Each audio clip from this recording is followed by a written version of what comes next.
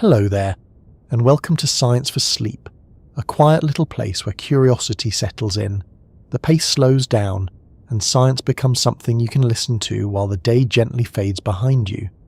Tonight, we're going to explore a discovery that sounds almost like a mistake at first, the kind of thing astronomers double-check again and again because it doesn't seem possible, and yet the measurements hold, the signals repeat, the data stays stubbornly real. Somewhere out there, far beyond the reach of any spacecraft, far beyond the planets and dust of our own solar system, a world has been found that simply should not exist. Not unlikely, not rare, but truly unexpected in a way that makes scientists stop, pause, and rethink assumptions they thought were solid. We'll take our time with this story. There's no hurry. Like most things in astronomy, it unfolds best when you let it unfold slowly. But before we drift too far into distant star systems and strange worlds, let me ask you something gentle and simple. Where are you listening from tonight? Are you in a quiet room, lights low, maybe wrapped in a blanket, maybe staring at a ceiling, maybe already half asleep? And what time is it where you are right now? Late evening, past midnight, early morning in some quiet corner of the world? It's always interesting to imagine how many different moments connect here. Some listeners are ending their day, others are just beginning, and somewhere, perhaps, the sun is rising while someone listens about distant planets that never see sunlight at all. If you find this kind of slow journey soothing, or interesting, or simply a comfortable way to unwind, I'd be grateful if you gave the video a like and maybe subscribed. It helps this quiet corner reach more people who might need a calm voice at the end of a long day. But for now, there's nothing you need to do except listen, breathe, and let your thoughts slow down a little. So let's begin. Imagine for a moment the way astronomers usually find planets. Most of the time, they look for small dips in starlight, tiny regular flickers as a planet passes in front of its star. Or they measure the gentle wobble of a star being tugged by a planet's gravity. These methods have worked beautifully. Thousands of planets have been found this way. Worlds larger than Jupiter, worlds smaller than Earth, hot worlds, cold worlds, strange worlds, familiar ones. Over time, a pattern began to form. Not a strict rule, but something close to one. Planets form around stars. Stars are born in clouds of gas and dust, and leftover material gathers into disks. Those disks slowly clump together, grain by grain, rock by rock, until worlds take shape. It's messy, it's chaotic, but it's a process we understand reasonably well, or at least we thought we did. Because every now and then astronomers notice something that doesn't quite fit the picture. A planet too close to its star, a planet too massive, a planet too old, a planet orbiting something that doesn't behave like a normal star at all. And occasionally something appears that doesn't just stretch the rules, but seems to ignore them completely. That's the kind of discovery we're talking about tonight. Now, discoveries like this don't usually happen in dramatic flashes. There's no sudden burst of music or someone shouting "Eureka" in an observatory dome. Most of the time it's quiet. A line of data, a strange signal, a small irregularity in timing, something subtle enough that it might be dismissed as noise at first. Astronomy, despite its grand subject matter, is often a very patient science. People sit in front of screens, they check numbers, they compare measurements, they look again the next day and the day after that. They try to prove themselves wrong before they allow themselves to believe they might be right. And that's exactly what happened in this case. Signals were coming from a place where planets should have been destroyed long ago. Not just disturbed, not just altered, destroyed completely, stripped apart, blasted away, erased. To understand why that's so surprising, it helps to think about how violent the universe can be. We sometimes imagine space as calm and silent, but in reality, many parts of it are intensely hostile. Stars explode, radiation floods through space, gravity crushes and stretches matter in ways that are hard to picture. Some stars, when they die, don't simply fade away, they collapse. Their cores shrink until protons and electrons are squeezed together, forming neutrons packed so tightly that a teaspoon of the material would weigh billions of tons. What's left behind is a neutron star, an object so dense and so extreme that it bends our understanding of physics. And some neutron stars do something even stranger. They spin. Not slowly, not gently, but incredibly fast, hundreds of times per second. And as they spin, they emit beams of radiation from their magnetic poles. If those beams sweep across Earth, we see pulses, perfectly regular flashes, like the ticking of a cosmic lighthouse. These objects are called pulsars.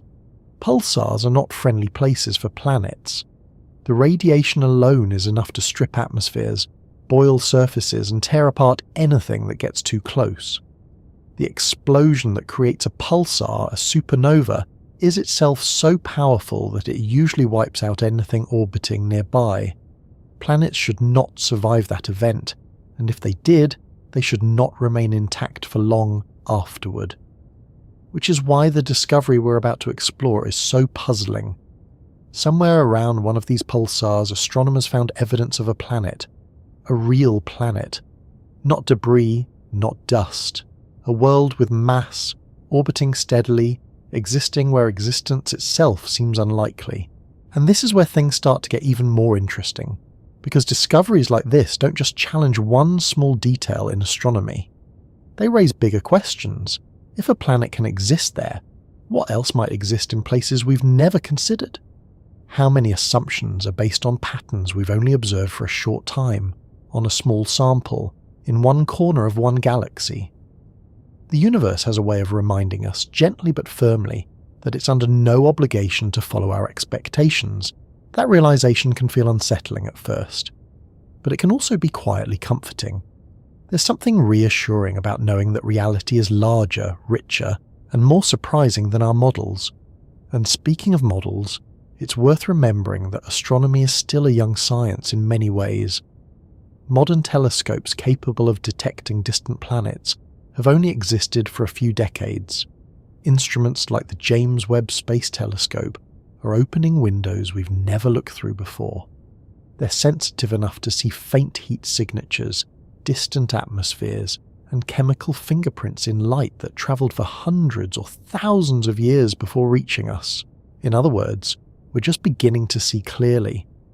And whenever you begin to see clearly in science, the first thing you usually notice is how much you didn't know before. It's a bit like turning on a light in a room you thought you understood. At first, everything looks familiar. Then you notice details you never saw before. Then you realise the room is bigger than you thought. Then you discover there's a door you never noticed, and beyond it, another room entirely. That's the stage astronomy is in right now. Each new observation is another door opening. And behind one of those doors was a signal from a pulsar, steady and precise, revealing the presence of a world that should not have survived the violence of its own star's death. We'll take a closer look at that world in a moment, because its story is stranger than it first appears. Not just how it exists, but what it might be made of, how it formed, and what it tells us about the universe as a whole. But before we go there, it helps to pause and think about something simple. Think about how often in history people believed they had reached the limits of knowledge. There was a time when we thought the Milky Way was the entire universe, a time when we thought planets only existed around our own sun, a time when we thought neutron stars themselves were only theoretical curiosities. Each time the universe quietly proved otherwise, and it usually didn't do it with grand gestures. It did it with faint signals, patient measurements, and careful observation. Which brings us back, gently, to the present discovery. A telescope watching the sky, a pulsar ticking like a clock, and a subtle change in timing, so small you might miss it if you weren't looking closely. That tiny shift was the first hint that something was there. Something orbiting, something with mass, something real. And as astronomers followed the data, checked the measurements, and ruled out every alternative explanation, a picture began to form. Not a comfortable picture, not an expected one, but a fascinating one. because the planet they were seeing was not just unusual. It was orbiting in one of the most extreme environments known in the galaxy, a place flooded with radiation, shaped by gravity so intense it warps space and time, illuminated not by warm sunlight, but by beams of high-energy particles sweeping across space, a place where, by every reasonable expectation, planets should not endure. And yet, one does. What makes this discovery so unsettling is not simply that a planet was detected, but where it was found, and what must have happened long before that planet ever completed its first orbit. To appreciate why astronomers reacted the way they did, it helps to picture the setting in a slow, patient way, almost as if you were standing far away, watching events unfold over millions of years. A star begins its life quietly. Clouds of gas collapse, heat builds, nuclear fusion ignites, and a steady glow settles in. For billions of years, many stars remain stable, shining with a predictable rhythm. Around some of them, disks of dust and rock gather, and those disks slowly shape themselves into planets. This is the familiar story, the one that produced Earth, Mars, Jupiter, and every world we know well. But not all stars end their lives quietly. Some stars, especially those far more massive than our Sun, live fast and die violently. When their fuel runs out, gravity takes over with sudden force. The core collapses in a fraction of a second, and the outer layers rebound outward in a supernova, an explosion so bright it can briefly outshine entire galaxies. For a moment, energy floods outward in every direction, carrying shock waves, radiation, and fragments of stellar material across vast distances. Anything nearby is usually erased. Planets that once orbited such a star would be blasted apart or thrown into interstellar space. Their atmospheres would be stripped away, their surfaces scorched, their orbits disrupted beyond recognition. Even if fragments survived, they would be scattered, cold and unlikely to gather again. What remains after such an explosion is often a neutron star, one of the densest objects in the universe. Imagine something more massive than the Sun compressed into a sphere only about 20 kilometers across. Gravity there is so strong that matter behaves in ways that are difficult to describe without resorting to extreme comparisons. Atomic structures collapse, electrons and protons merge. The material becomes something closer to a single, continuous mass of neutrons, and sometimes that neutron star spins. It spins not slowly, but astonishingly fast, rotating dozens or even hundreds of times every second. Magnetic fields trapped in the collapsing core intensify, channeling beams of radiation from the star's poles. As those beams sweep across space, they create pulses detectable from Earth, steady and precise, like the ticking of a clock that never misses a beat. These are pulsars. For astronomers, pulsars are both fascinating and unforgiving environments. The radiation near them is intense. High-energy particles stream outward. Magnetic forces twist and accelerate matter. The region around a pulsar is not a calm place where fragile planetary systems can easily survive. And yet, in this unlikely setting, astronomers detected something small but unmistakable. A periodic shift in the timing of pulses. At first, the change was subtle. Pulsars are incredibly reliable timekeepers, so even a tiny variation stands out. The pulses arrived a fraction of a second early, then late, then early again, repeating in a steady pattern. The most likely explanation was gravitational influence, something tugging gently on the pulsar as it moved. Something with mass, something in orbit. As researchers studied the data more carefully, they realized the signal was consistent with a planet, a body large enough to affect the motion of the pulsar, but small enough to remain difficult to detect by other means. The object became known as PSRJ 232-2-650b. Even the name has a quiet, technical quality, more like a catalogue entry than something dramatic. Astronomy often names its most extraordinary discoveries in ways that sound almost ordinary, strings of letters and numbers that hide remarkable stories behind them. What mattered was not the name, but the implications. A planet orbiting a pulsar raises immediate questions. How did it get there? Did it somehow survive the supernova? Did it form afterward, from debris that reassembled over time? Or is it something even stranger, perhaps the remnant of a larger object stripped down to its core? Each possibility challenges what we think we know. If the planet survived the explosion, it must have endured forces powerful enough to reshape entire star systems. The shockwave alone would have been catastrophic, and the sudden loss of stellar mass would have altered orbits dramatically. Most models suggest survival would be extraordinarily unlikely. If the planet formed afterward, that presents a different puzzle. Planet formation usually requires a substantial disk of material, a slow process unfolding over millions of years. Around a pulsar, conditions are harsh and available material is limited. Building a planet in such an environment would require circumstances that are rare, perhaps even unique. And then there is the possibility that the planet is not a conventional world at all. Some astronomers suspect that pulsar planets may be made of unusual materials, perhaps composed largely of heavy elements left over from the supernova itself. In such cases, the boundary between a planet and a stellar remnant begins to blur. It becomes less clear whether we are looking at a traditional planet or something that sits in a category of its own. PSRJ 2322-2650b is thought to be relatively small, possibly comparable in mass to Earth, or even less. That detail makes its existence even more intriguing. A smaller object would be more vulnerable to radiation, more easily stripped of atmosphere, more likely to be disrupted by gravitational forces.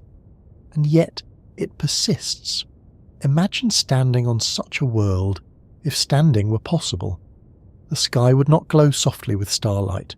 Instead, the pulsar would appear as a dim, eerie source, perhaps invisible to human eyes but blazing in wavelengths of radiation that our senses cannot detect.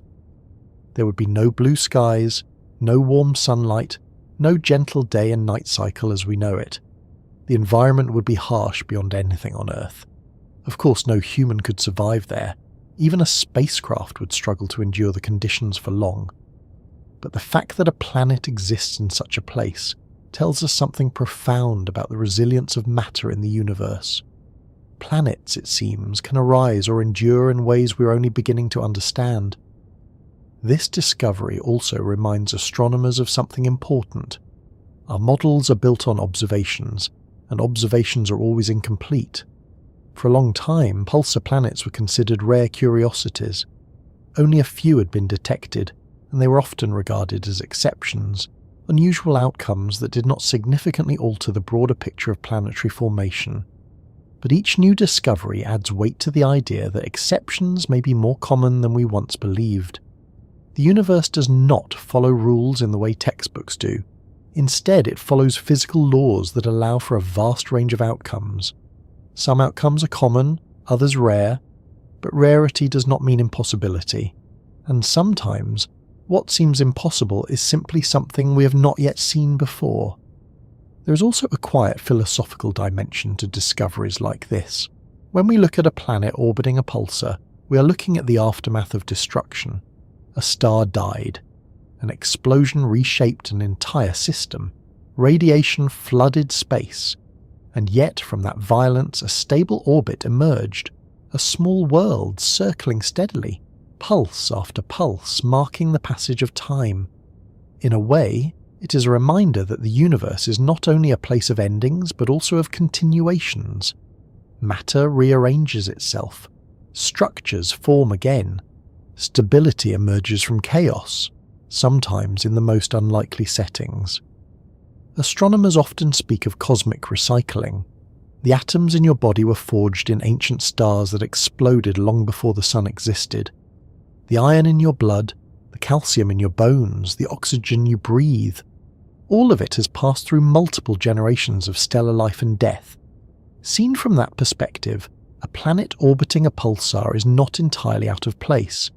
It is another example of matter finding new forms after destruction, another chapter in a story that repeats across billions of years and trillions of kilometers. Still, PSRJ 2322-2650b stands out because it pushes the boundaries of what we expect to find. It challenges assumptions about where planets can exist and how they can form, and it raises a deeper question, one that astronomers are increasingly asking as telescopes become more powerful. If worlds can exist here, in one of the most extreme environments imaginable, how many other worlds might exist in places we have not yet looked? The James Webb Space Telescope and other instruments are revealing details that were once beyond reach. Atmospheres, temperatures, chemical compositions, all of these can now be studied in ways that were impossible only a generation ago. And with each new observation, the diversity of planetary systems becomes more apparent. Some planets are so hot that metals vaporize in their atmospheres. Others are so dense that their surfaces may be composed of materials we rarely encounter on Earth. Some orbit stars that flare unpredictably, while others circle remnants of stars that no longer shine at all. PSRJ 2322-2650b belongs to this growing family of strange worlds, each one expanding our sense of what is possible. And perhaps the most fascinating part is not the planet itself, but what it represents. It represents the idea that our understanding is always provisional, always subject to revision as new evidence appears. Science is not a collection of final answers. It is a process, a gradual refinement, a willingness to adjust our views when the universe reveals something unexpected. There is something comforting in that, especially when you think about it quietly. The universe is vast, complex, and still full of mysteries. There are still discoveries waiting to be made, signals waiting to be noticed, patterns waiting to be understood, and somewhere, right now, a pulsar is spinning, its beams sweeping across space with perfect regularity, marking time in a way that feels almost serene despite the violence of its origin. Around it, a small planet continues its orbit, silent and steady, existing in defiance of expectations. To understand how a world like this can be found at all, it helps to shift our attention away from the planet for a moment and look instead at the instruments that make such discoveries possible. After all, planets around pulsars are not visible in any ordinary sense. They do not shine with reflected sunlight in a way we can easily photograph. They do not pass neatly in front of bright stars for us to watch. Their presence is revealed indirectly, through patient observation, careful measurement, and tools sensitive enough to notice signals so faint that they would once have passed completely unnoticed. Among those tools, one in particular has begun to change astronomy in a quiet but profound way: the James Webb Space Telescope. When people first hear about large telescopes, they often imagine them as enormous versions of backyard instruments, simply magnifying distant objects so we can see them more clearly. But telescopes like Webb are not just bigger eyes. They are different kinds of eyes altogether, designed to detect forms of light that human vision cannot perceive, forms of light that carry information hidden from ordinary observation. The James Webb Space Telescope does not primarily observe visible light, the colours our eyes evolve to see under sunlight. Instead, it studies the universe in infrared, a range of wavelengths associated with heat. Everything warmer than absolute zero emits infrared radiation, even objects that appear completely dark in visible light. Dust clouds, distant galaxies, and faint planetary bodies all glow gently in this part of the spectrum. This is what allows Webb to see what once remained hidden. Imagine looking at a landscape on a foggy night. With ordinary vision, you might see almost nothing, only darkness and shadows. But if you had a thermal camera, the scene would change completely. Warm shapes would appear where before there was only blackness. Animals, buildings, even the ground itself would reveal subtle patterns of heat. The environment would not have changed, only your ability to perceive it. Webb works in much the same way, revealing structures and objects that were always there but were invisible to previous generations of instruments. The telescope itself orbits far from Earth, nearly 1.5 million kilometers away, at a location known as the second Lagrange point, or L2. From there, it remains in a stable gravitational balance, circling the Sun along with Earth, while keeping our planet always in the same direction. This allows its enormous sun shield, a layered structure about the size of a tennis court, to block heat and light from the Sun, Earth, and Moon all at once. That shield is essential because Webb must remain extremely cold to function properly. Its instruments are designed to detect faint infrared signals, and any warmth from the telescope itself would overwhelm the delicate measurements. By staying in deep shadow, the observatory cools to temperatures so low that even tiny sources of heat stand out clearly. It is, in a sense, a telescope designed not just to see faint things, but to avoid being noticed by them, to remain so cold and quiet that the universe can whisper without interference. When astronomers use Webb to study distant systems, they're often searching for details that were once far beyond reach. The composition of an atmosphere, the faint glow of dust in a distant disk, subtle variations in brightness that reveal the presence of orbiting bodies, and sometimes these observations confirm something even more surprising, objects that theory suggested should not be there at all. That is where discoveries like the pulsar planet begin to take on a deeper significance. Instruments like Webb do not simply confirm what we expect to find, they reveal what we have overlooked. Astronomy, for much of its history, was limited by the sensitivity of our instruments.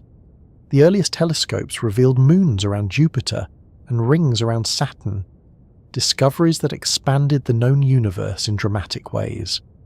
Later, larger telescopes revealed galaxies beyond our own, then quasars, then planets around distant stars. Each generation of instruments extended our reach a little further. What Webb represents is not just another step, but a shift in how we explore.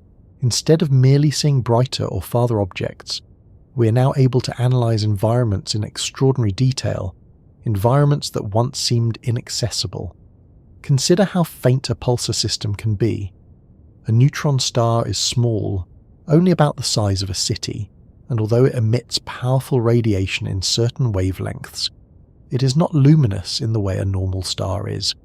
Detecting planets in such systems requires extraordinary precision, the ability to measure tiny changes in timing, tiny variations in motion, and faint signals buried in noise.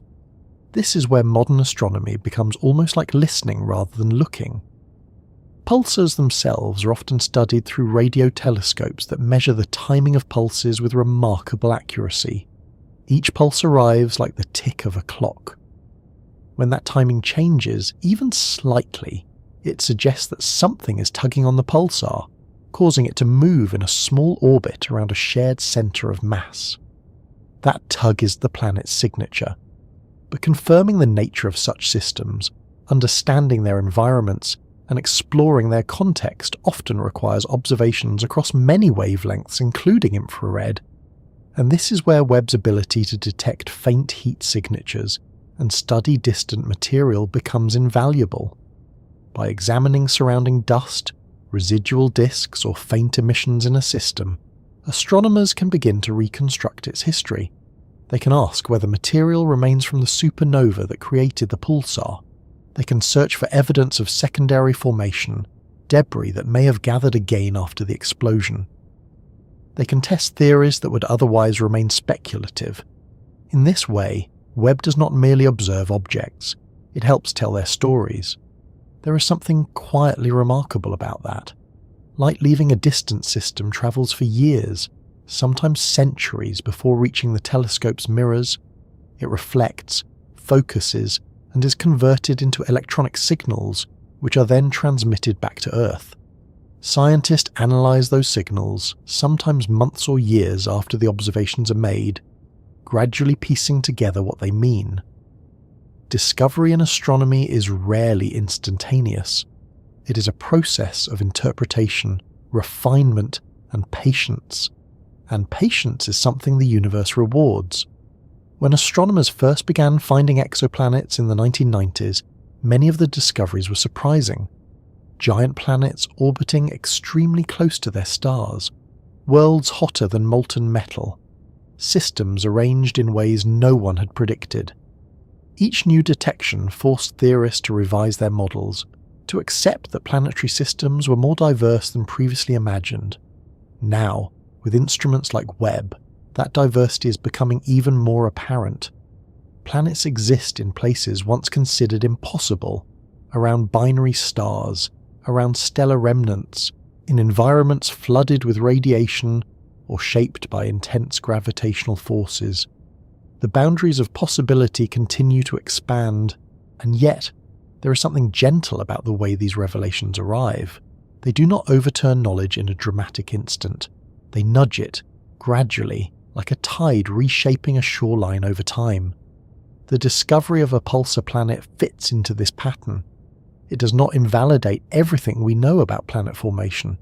Instead, it reminds us that nature often finds pathways we have not considered, pathways that operate under extreme conditions, pathways that produce outcomes that are rare but entirely real. In a sense, telescopes like Webb are not just instruments of observation, they are instruments of humility. They show us that the universe is more varied, more inventive, and more subtle than our theories alone would suggest. If you think about it quietly, there is something comforting in that idea. It means there are still mysteries left, still discoveries waiting, still moments when scientists look at data and feel the quiet thrill of realizing they're seeing something entirely new. And sometimes, those discoveries come from places that seem almost hostile to the idea of planets at all. Imagine again the environment around a pulsar, radiation sweeping through space, magnetic fields twisting charged particles into arcs and streams, the remnant of a star that ended its life in a catastrophic explosion. It is not a place where one would expect stability or gentle processes of formation, and yet somewhere in that environment matter gathered, or endured, or reassembled until a small world emerged. Telescopes cannot tell us every detail of how that happened, but they can provide clues, faint traces that allow scientists to reconstruct possibilities. A slight excess of infrared emission here, a hint of residual material there, patterns that, when combined with theoretical models, begin to form a coherent picture. It is a bit like archaeology, except the ruins are made of light and the distances are measured in light years instead of meters. And as more observations accumulate, the picture becomes clearer.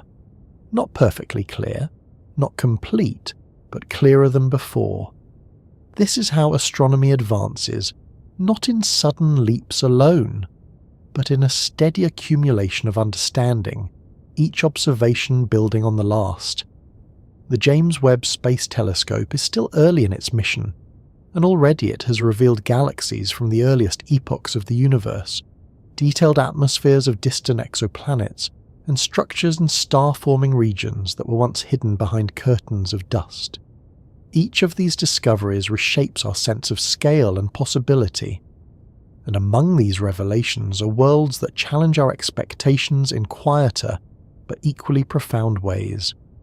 Worlds like the one orbiting that distant pulsar, a place where a planet circles a stellar remnant that should have erased everything around it. Now that we've taken some time to understand the kind of instruments that make discoveries like this possible, it feels natural to turn our attention back to the world itself, the small, stubborn planet whose existence first set astronomers asking difficult questions. The object is known as PSRJ 2322-2650b, a name that sounds technical and almost impersonal, as most astronomical names do. But behind that label is a story that is anything but ordinary. To begin picturing it, it helps to start with the pulsar it orbits. The pulsar, PSRJ 2322-2650, is what astronomers call a millisecond pulsar, a neutron star spinning hundreds of times each second. That speed is difficult to imagine in everyday terms. If something the size of a city were spinning that fast on Earth, the forces involved would tear apart almost any known material. But neutron stars are not made of ordinary matter. Their density and structure allow them to rotate at astonishing speeds without flying apart. Each rotation sends beams of radiation sweeping through space. From Earth, these beams appear as pulses, arriving with extraordinary regularity. Some pulses are so precise that their timing rivals atomic clocks. When a pulsar like this is observed over long periods, astronomers can measure the arrival times of pulses to within millionths of a second. And that is where the planet revealed itself. The pulses were not perfectly regular. They arrived slightly early, then slightly late, repeating in a pattern that suggested motion. The pulsar itself was not stationary. It was moving in a small orbit, tugged gently by the gravity of a companion. Careful analysis ruled out other stars, ruled out instrumental effects, ruled out noise. The only explanation that fit the data was a planet. What makes PSRJ 2322-2650b especially intriguing is its size. It is thought to be relatively small, possibly only a few times the mass of Earth, and perhaps even less dense than many planets found in more ordinary systems. That detail alone raises questions. In such an extreme environment, smaller planets should be the first to disappear, stripped away by radiation or destabilized by gravitational forces. Yet this one remains. It orbits very close to the pulsar, completing a full circuit in only a few hours. That means its year, if we can use that word, is shorter than a single night on Earth. The planet circles its host again and again, steady and precise, locked into a rhythm defined not by sunlight, but by the relentless ticking of the pulsar's rotation. There is something quietly fascinating about that image. Instead of days and nights, instead of sunrise and sunset, the passage of time there would be marked by pulses of radiation sweeping across the sky. A distant observer, if one could exist safely in that region, might see the pulsar flicker with mechanical regularity, like a lighthouse beam passing over dark water. Of course, no human could stand on such a world. The conditions would be far too harsh. High-energy radiation would bombard the surface continuously. Any atmosphere that might once have existed would likely have been stripped away long ago. Temperatures could vary dramatically depending on composition and exposure, and the gravitational and magnetic environment would be unlike anything on Earth. But even without imagining standing there, the existence of the planet tells us something important about how matter behaves in extreme circumstances. One of the leading ideas about pulsar planets is that they may form from the debris left behind after the supernova explosion. When a massive star dies, not all of its material escapes into interstellar space. Some of it can remain bound to the neutron star, forming a disk of gas and heavier elements. Over time, that material might cool, collide, and gradually accumulate into larger bodies. If that is what happened here, then PSRJ 2322-2650b would be a kind of second-generation planet, not formed in the gentle protoplanetary disk of a young star, but in the chaotic aftermath of stellar destruction. That possibility alone changes how we think about planet formation. It suggests that planets are not limited to the quiet beginnings of star systems. They may also arise from endings, from the remains of stars that have already lived and died. Another possibility is even more unusual. Some astronomers propose that certain pulsar planets may be the remnants of stars themselves, stripped down to dense cores by gravitational interactions. In such cases, what we call a planet might once have been something larger, something more like a small star or a brown dwarf, gradually eroded until only a compact object remained. PSRJ 2322-2650b may or may not fit that description, but the fact that such scenarios are considered at all shows how unusual these systems are. It also raises questions about composition. Planets in ordinary systems are made largely of rock, metal, or gas, depending on their distance from the star and the materials available in the original disk. but a planet forming from supernova debris might contain unusually high concentrations of heavy elements, perhaps even exotic forms of matter produced in the explosion itself. In that sense, pulsar planets could be some of the strangest worlds in the galaxy, not only because of where they exist, but because of what they are made of. As astronomers continue to study PSRJ 2322-2650b, they rely on indirect evidence. At such distances, and with such faint signals, direct imaging is not possible. Instead, they analyse the timing of pulses, the motion of the pulsar, and the gravitational influence of the planet. Each measurement adds a small piece to the puzzle, gradually refining estimates of mass, orbit, and other properties. This process requires patience. Observations must be repeated over months and years to confirm patterns and rule out alternative explanations. Even then, uncertainty remains. Science often advances in this way, not with perfect clarity, but with steadily improving understanding. There is something reassuring in that, especially when you think about it quietly. Knowledge does not arrive all at once. It accumulates, observation by observation, insight by insight, like grains of sand gradually forming a shoreline. PSRJ 2322-2650b is one of those grains, small in itself but significant in what it represents. It reminds astronomers that planets can exist in environments far removed from the gentle warmth of sun-like stars. It reminds us that the universe is capable of producing stable structures, even in places shaped by violence and change. And perhaps most importantly, it reminds us that our picture of planetary systems is still incomplete.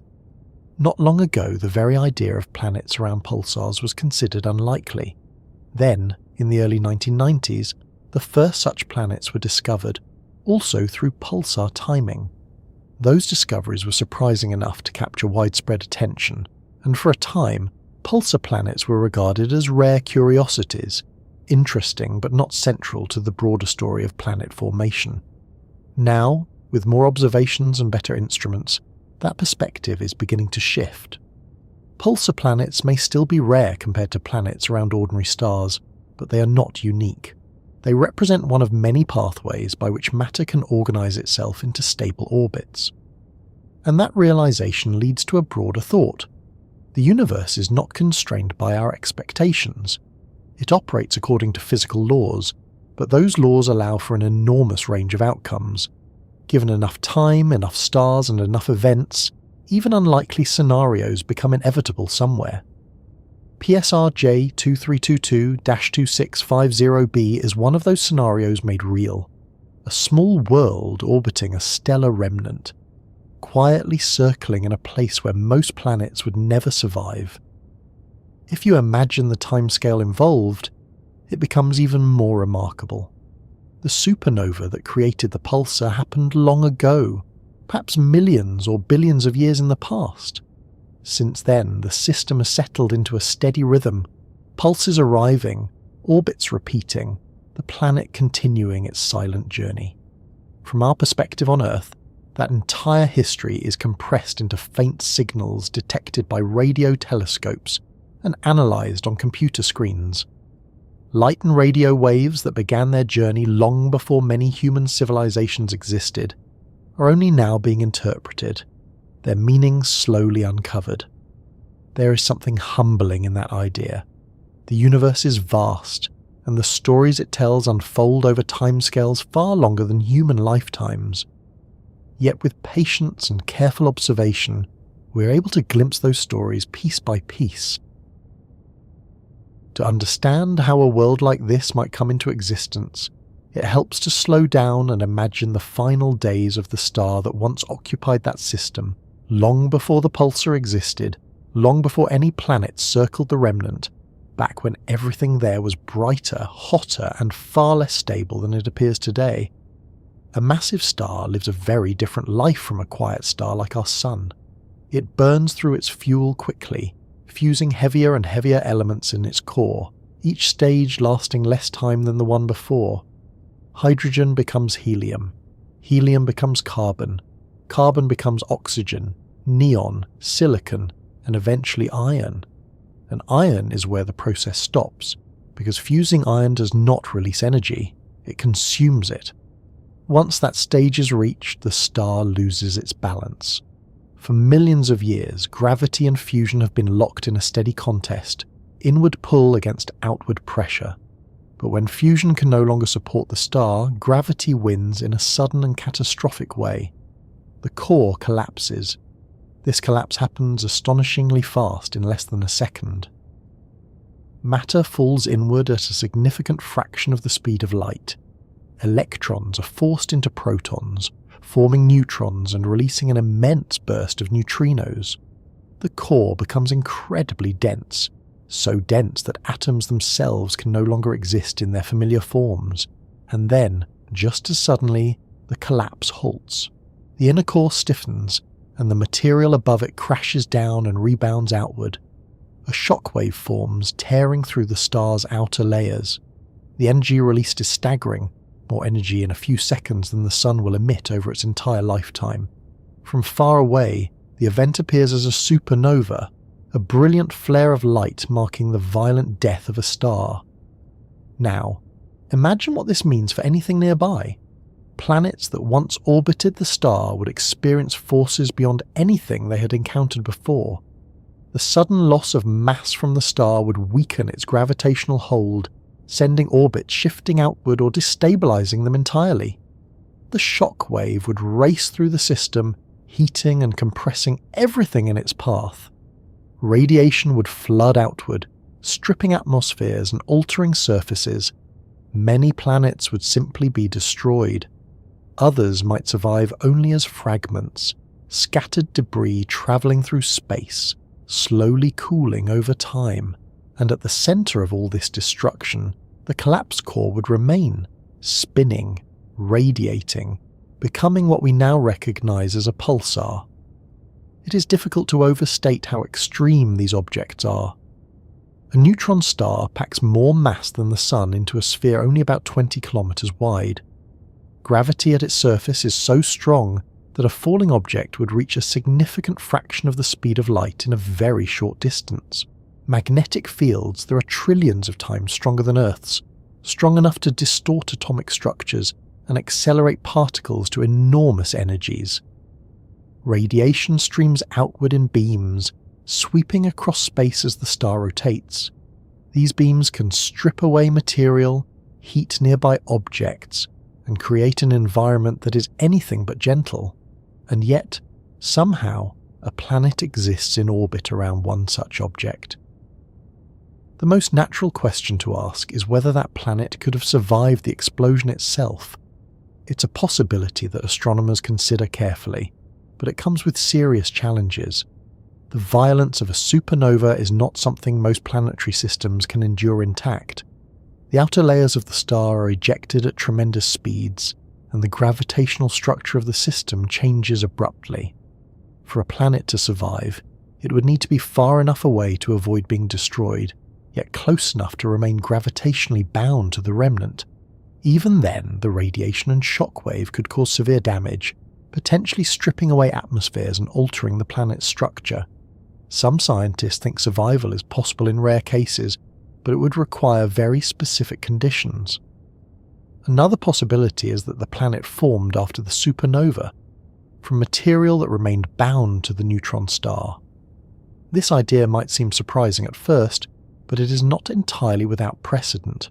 In some pulsar systems, astronomers have detected disks of material, debris left behind after the explosion, or captured from companion stars. Over time, that material can cool and begin to clump together, just as dust and gas do in the disks around young stars. The process would be slower and perhaps less efficient, but given enough time, it might produce small planetary bodies. If this is what happened in the system of PSRJ 2322-2650b, then the planet would truly be born from the ashes of a dead star, assembled from fragments of matter that once formed part of something much larger. There is something quietly remarkable about that idea.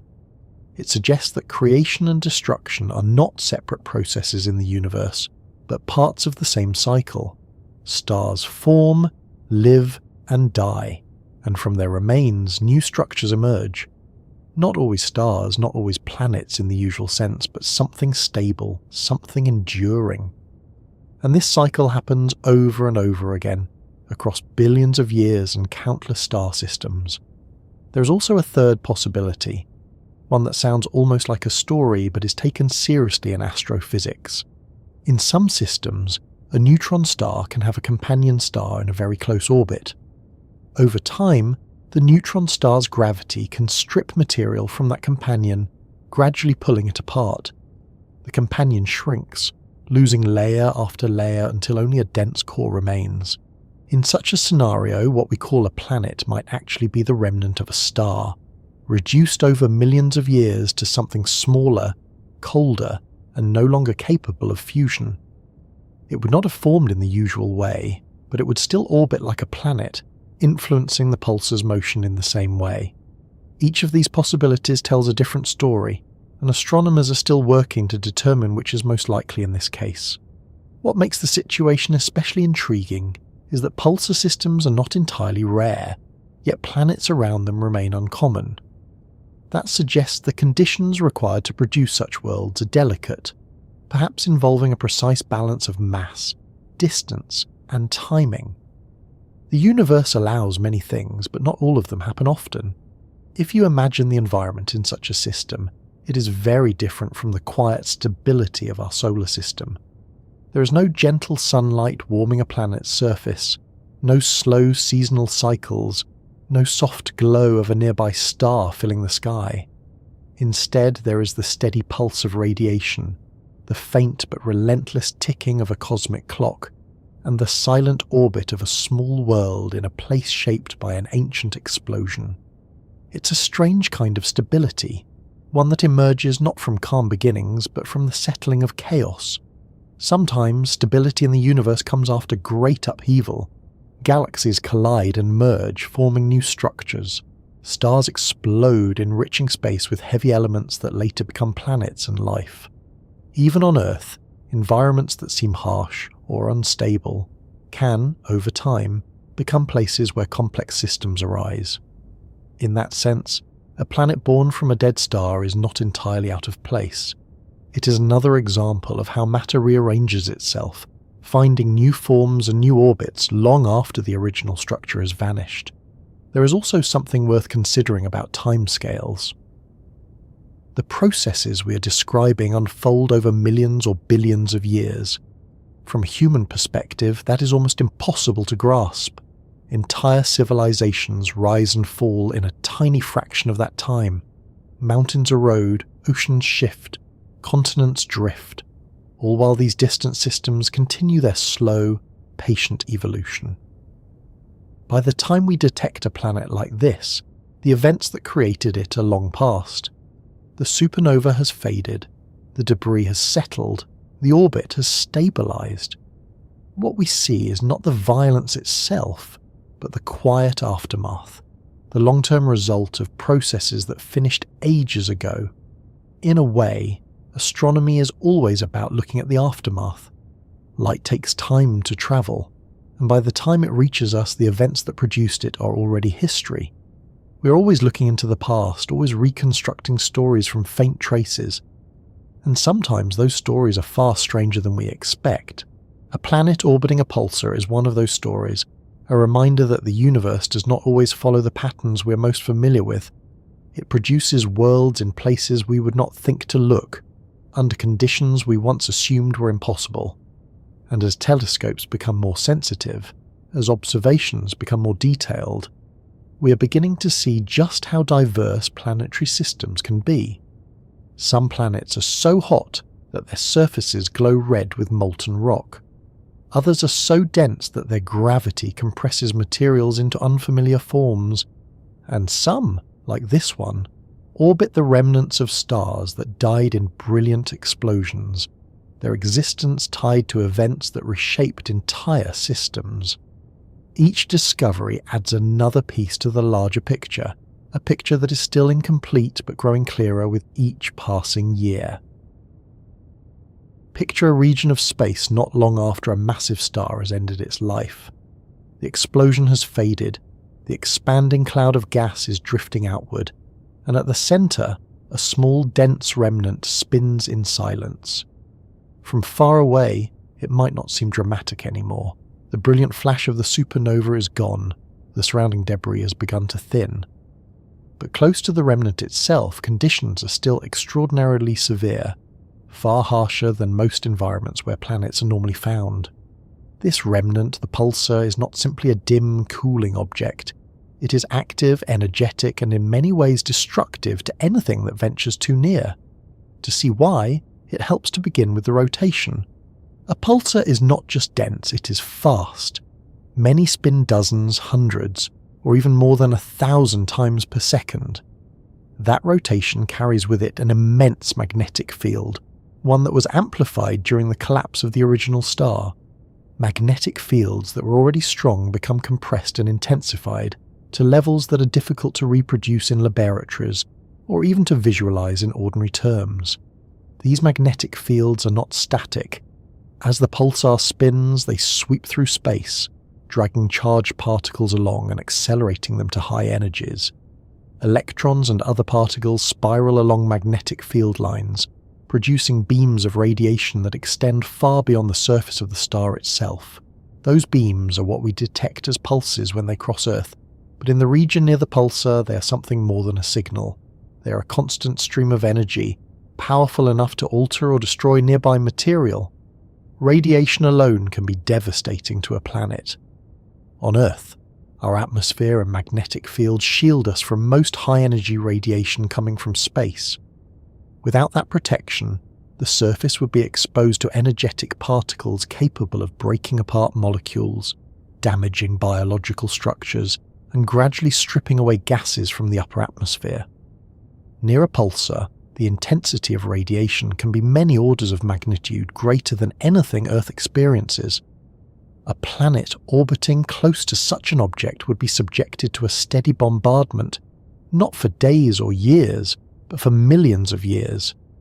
Over time, that bombardment can erode an atmosphere completely. Astronomers believe this process is common in pulsar systems. Even planets that begin with thick atmospheres may lose them gradually. Their gas is heated and driven into space by relentless energy input. What remains is often a bare, rocky core, or in some cases a metallic or exotic remnant depending on the planet's original composition. But radiation is only part of the story. Pulsars also produce what astronomers call a particle wind, a stream of charged particles moving at extremely high speeds. This wind carries momentum as well as energy, and when it encounters matter it exerts pressure, pushing, heating, and sometimes stripping material away entirely. You can think of it, in a loose way, as something like the solar wind emitted by our sun, but vastly more energetic. The solar wind can shape planetary magnetospheres and influence atmospheres over long periods. A pulsar wind can do far more, and it can do it faster. Any object orbiting within that environment must endure a continuous flow of energetic particles, particles capable of penetrating surfaces, altering chemical structures, and gradually reshaping the outer layers of the object itself. Then there is gravity.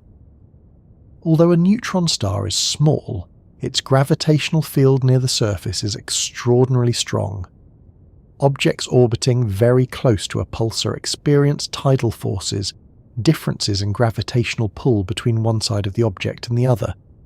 Over time, these forces can generate internal heating, flexing the planet's interior and possibly driving geological activity. In some cases, tidal forces can even tear objects apart. If a body orbits too close, it can cross what is known as the Roche limit, the distance at which gravitational differences overcome the object's own structural strength. When that happens, the object is pulled into fragments, forming rings or disks of debris. Many pulsars are thought to have such disks, remnants of objects that ventured too near and were gradually dismantled. Magnetic fields add yet another layer of complexity. The magnetic environment near a pulsar is not smooth or uniform.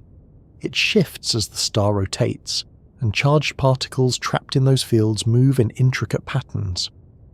An orbiting body would experience varying conditions along its orbit, alternating between regions of stronger and weaker particle flux, changes that could affect surface temperatures and radiation exposure. All of these factors combine to create an environment that is not merely hostile but actively destructive. This is why astronomers often say that pulsars erase their surroundings. The supernova explosion removes much of the original system. The radiation and particle winds continue the process, stripping and reshaping whatever remains. Over time, only the most resilient structures survive, objects with orbits stable enough and composition strong enough to endure the conditions. Even then, survival is not guaranteed indefinitely. Pulsars gradually slow down as they lose rotational energy, and their emissions change over time. But the early stages, when the pulsar is spinning fastest and emitting the most energy, are particularly harsh. If a planet exists in such a system, it must either have formed after the most violent period had passed, or it must have endured conditions that destroyed many other bodies. That realization brings us back quietly to the planet we have been considering, PSRJ 2322-2650b. Its existence suggests that, at least in some cases, matter can persist or reassemble even in the aftermath of these destructive processes. Still, to appreciate how unusual that is, it helps to think about what typically happens in pulsar systems that have companion stars rather than planets. In many cases, the pulsar's radiation and particle wind gradually strip material from the companion star. These systems are sometimes called black widow pulsars because the pulsar slowly consumes its partner. Gas is pulled away, heated and dispersed, forming a cloud around the system that glows faintly in certain wavelengths. Over time, the companion star may shrink dramatically, losing much of its mass. What remains can be a small, dense core, sometimes only a fraction of its original size. These processes can take millions or billions of years, but the direction is clear. The pulsar erodes its surroundings, steadily and persistently. This pattern is so common that astronomers often assume that small bodies near pulsars are temporary, destined to be stripped away or destroyed. And yet, exceptions exist. Exceptions are important in science, not because they overturn everything, but because they show where our understanding is incomplete. They reveal processes we may not yet fully appreciate, conditions under which survival or formation is possible, even when the odds seem unfavourable. In the case of pulsar planets, one possibility is that the most destructive phase occurs relatively early, when the pulsar is spinning fastest and emitting the most energy. Over time, as the rotation slows and emissions decrease, conditions may become somewhat less extreme, allowing debris to settle and accumulate. Another possibility is that certain orbits provide partial protection. A planet far enough from the pulsar might avoid the most intense radiation, while still remaining gravitationally bound. Magnetic interactions and particle winds would still be present, but their effects might be less severe at greater distances. Composition also matters. A dense, metallic body may resist erosion better than a lighter, more volatile-rich planet. If a planet forms primarily from heavy elements left over after a supernova, it may be inherently more resistant to radiation and particle bombardment. These are all areas of ongoing research, and astronomers continue to refine their models as new observations become available. One of the most interesting aspects of studying pulsar environments is how they challenge our sense of scale and intensity. On Earth, we are accustomed to environments shaped by relatively gentle forces compared to those in astrophysics. Even the most powerful storms or volcanic eruptions are small on cosmic scales. Near a pulsar, energies and fields reach levels that seem almost abstract until you consider their effects. Molecules break apart, surfaces are altered, orbits shift, entire objects can be dismantled over time, and yet, within that environment, patterns still emerge, orbits stabilize, matter finds equilibrium, systems settle into configurations that can persist for immense spans of time. That combination of violence and stability is one of the defining characteristics of the universe. Extreme events occur, but they are followed by long periods of gradual change, during which new structures can arise. If you think about it quietly, it is a reminder that destruction and creation are often linked. The same explosion that erases one system can seed the formation of another. The same radiation that strips material away can also shape the conditions under which new objects form. Pulsars, for all their intensity, are not merely agents of destruction. They are also part of the larger cycle of stellar evolution, a stage in the life of matter that leads eventually to new stars, new planets, and new systems. Still, the fact remains that most pulsar environments are not friendly to planets. The default expectation is erosion, disruption, and loss. That is why each confirmed pulsar planet attracts so much attention. It represents a case where the usual outcome did not occur, where something endured or formed despite the conditions, and that naturally leads to a deeper question. If pulsars normally erase their surroundings, what specific circumstances allow a planet to survive or appear in such a place? Was it timing, distance, composition, or some combination of all three? Did the planet form from debris, or was it the remnant of something larger? Long before astronomers agreed on what this world might be, they began by asking a quieter and more careful question. What kind of history could possibly leave a small planet in orbit around a pulsar at all? Not just how it exists now, but how it arrived there in the first place. That question turns out to be surprisingly difficult to answer, because systems like this do not leave behind clear records. There are no photographs of the past, no direct observations of the explosion that created the pulsar, no way to watch the system evolve step by step. Instead, researchers must work backward, using physics, observation, and probability to reconstruct the most plausible story. And when they do, three broad possibilities emerge. Each one is intriguing, and each one raises its own set of puzzles. The first idea is that the planet is a survivor. At first glance, survival sounds like the simplest explanation. Perhaps the planet formed in the original system, orbiting the star long before it died. When the supernova occurred, the planet might have been far enough away, or dense enough, to endure the explosion and remain gravitationally bound to the remnant. But when you examine that scenario more closely, it becomes less straightforward. A supernova is not merely a bright flash. It is a violent reshaping of the entire system. The star loses a significant fraction of its mass in a very short time, and gravity changes accordingly. Orbits that were once stable can become unstable almost instantly. A planet that had circled comfortably at a certain distance might suddenly find itself moving too fast, drifting outward into space, or shifting into an elongated, chaotic orbit.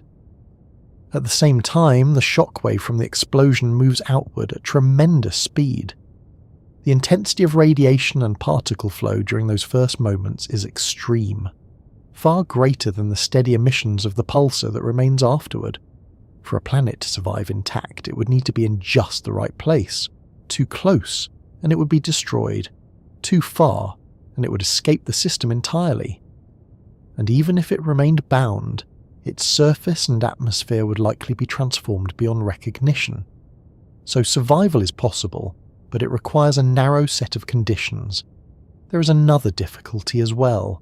Many pulsar planets, including PSRJ 2322-2650b, orbit quite close to their host. That proximity makes it harder to imagine them having remained there unchanged since before the explosion. If they began far away, what brought them inward later? Orbital migration is not impossible, but it adds another layer of complexity to the story. Because of these challenges, many astronomers consider a second possibility more likely in at least some cases. In this scenario, the planet is not a survivor, but a remnant. To understand what that means, imagine a binary system, two stars orbiting each other. One of those stars evolves more quickly, expands and eventually collapses into a neutron star. The companion star remains, but the gravitational influence of the neutron star begins to strip material from it. Gas flows inward, forming a disk, and over time the companion loses more and more mass. This process can continue for millions or even billions of years. The companion shrinks, layer by layer, until what remains is no longer a star in the usual sense. It may be a dense core, perhaps composed largely of heavier elements, no longer capable of fusion and far smaller than it once was. At that point, the object orbiting the pulsar might resemble a planet in mass and size, even though it began its life as something much larger. This idea is not merely theoretical. Astronomers have observed systems in which pulsars appear to be slowly evaporating their companions, leaving behind extremely small, dense remnants. Some of these objects are only slightly more massive than Jupiter or even Earth, despite having once been stars. If PSRJ 2322-2650b formed in this way, it would not be a traditional planet at all. It would be the exposed core of a former star shaped by erosion rather than accretion. There is something almost haunting about that possibility. It suggests a long history of gradual change, a companion star slowly losing its outer layers under the influence of radiation and gravity, shrinking over immense spans of time until only a compact remnant remained, orbiting in silence around the pulsar that stripped it down. But there is also a third possibility, one that takes us back to the aftermath of the supernova itself. In this version of the story, the planet formed from debris. When a star explodes, not all of its material escapes into interstellar space. Some of it remains gravitationally bound, forming a disk around the neutron star. That disk may contain gas, dust, and heavier elements forged in the explosion. Over time, collisions and cooling processes allow particles to stick together, forming larger clumps, then planetesimals, and eventually planets. This process would be similar in principle to the way planets form around young stars, but the conditions would be very different. The material would be richer in heavy elements, the radiation environment harsher, and the available mass smaller. Any planets formed in such a disk would likely be compact and dense, perhaps quite unlike the familiar rocky or gaseous worlds of our own solar system. Evidence for such disks has been observed in some pulsar systems, lending credibility to the idea that second-generation planets can form in this way. If PSRJ 2322-2650b originated from such a disk, it would truly be a world born from the ashes of a dead star, assembled from fragments of matter that once existed in a completely different form. Each of these scenarios has strengths and weaknesses. Survival explains continuity but struggles with the violence of the supernova and the current orbit. Remnant formation explains the mass and proximity but requires a long history of binary interaction.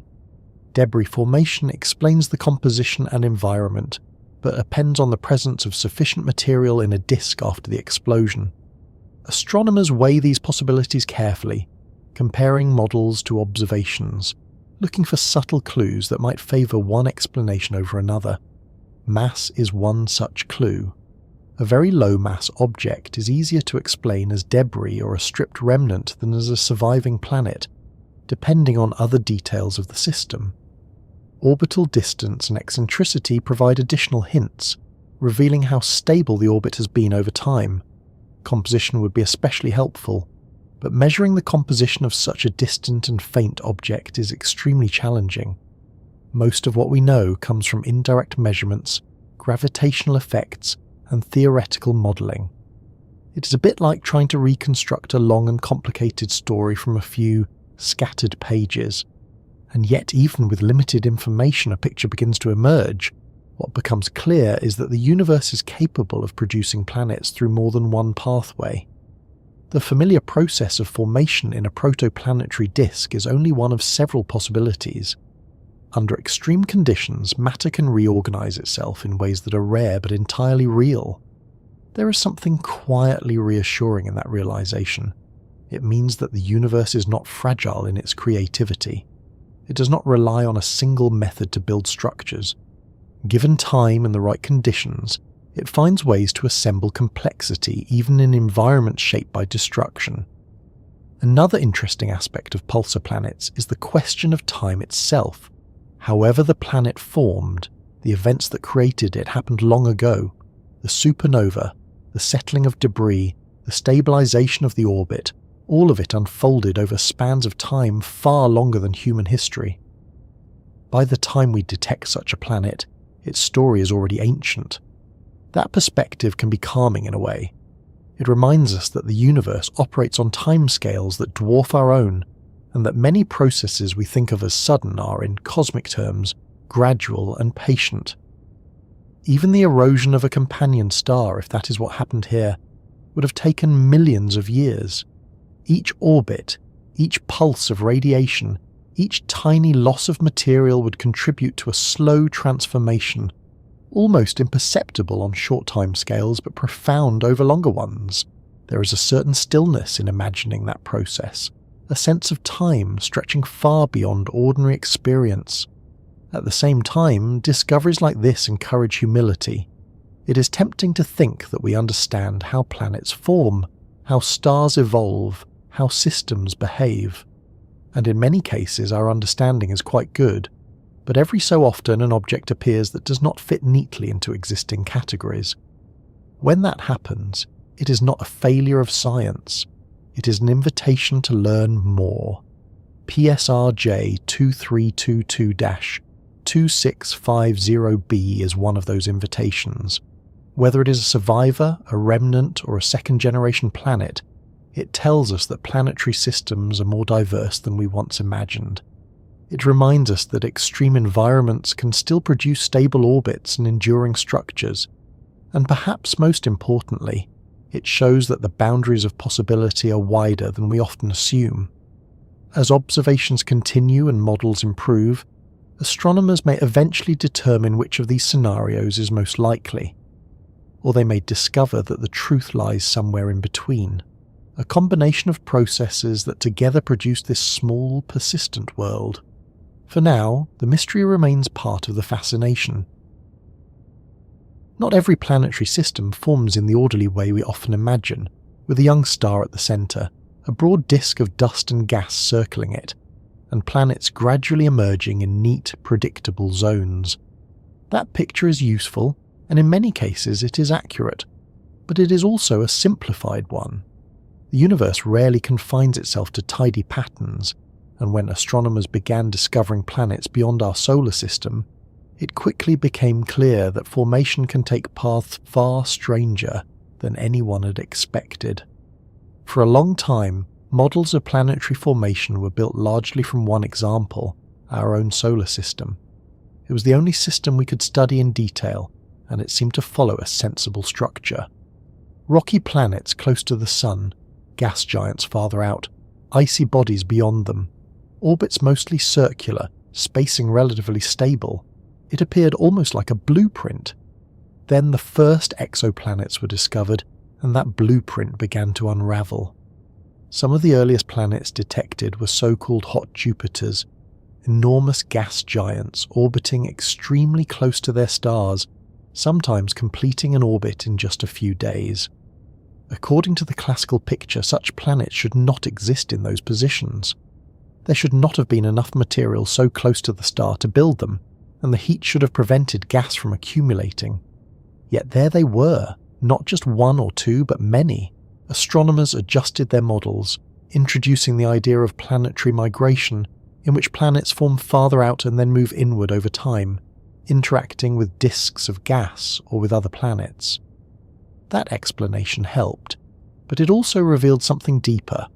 Planetary systems are dynamic, evolving environments, not static arrangements fixed at birth. As more discoveries followed, the diversity became even more striking. Worlds denser than iron, planets with orbits tilted at extreme angles, systems where multiple planets circle in resonant patterns, like dancers keeping time with one another, and others where orbits appear chaotic and unstable. In that context, a planet around a pulsar like PSRJ 2322-2650b is not just an isolated curiosity. It is part of a broader pattern, one that suggests planetary formation and survival are far more flexible than once believed. Still, pulsar planets remain among the most extreme examples because they do not merely stretch the rules, they seem to rewrite them. To see why, it helps to think about what normally happens during planet formation. In a young stellar system, a disk of gas and dust surrounds the newborn star.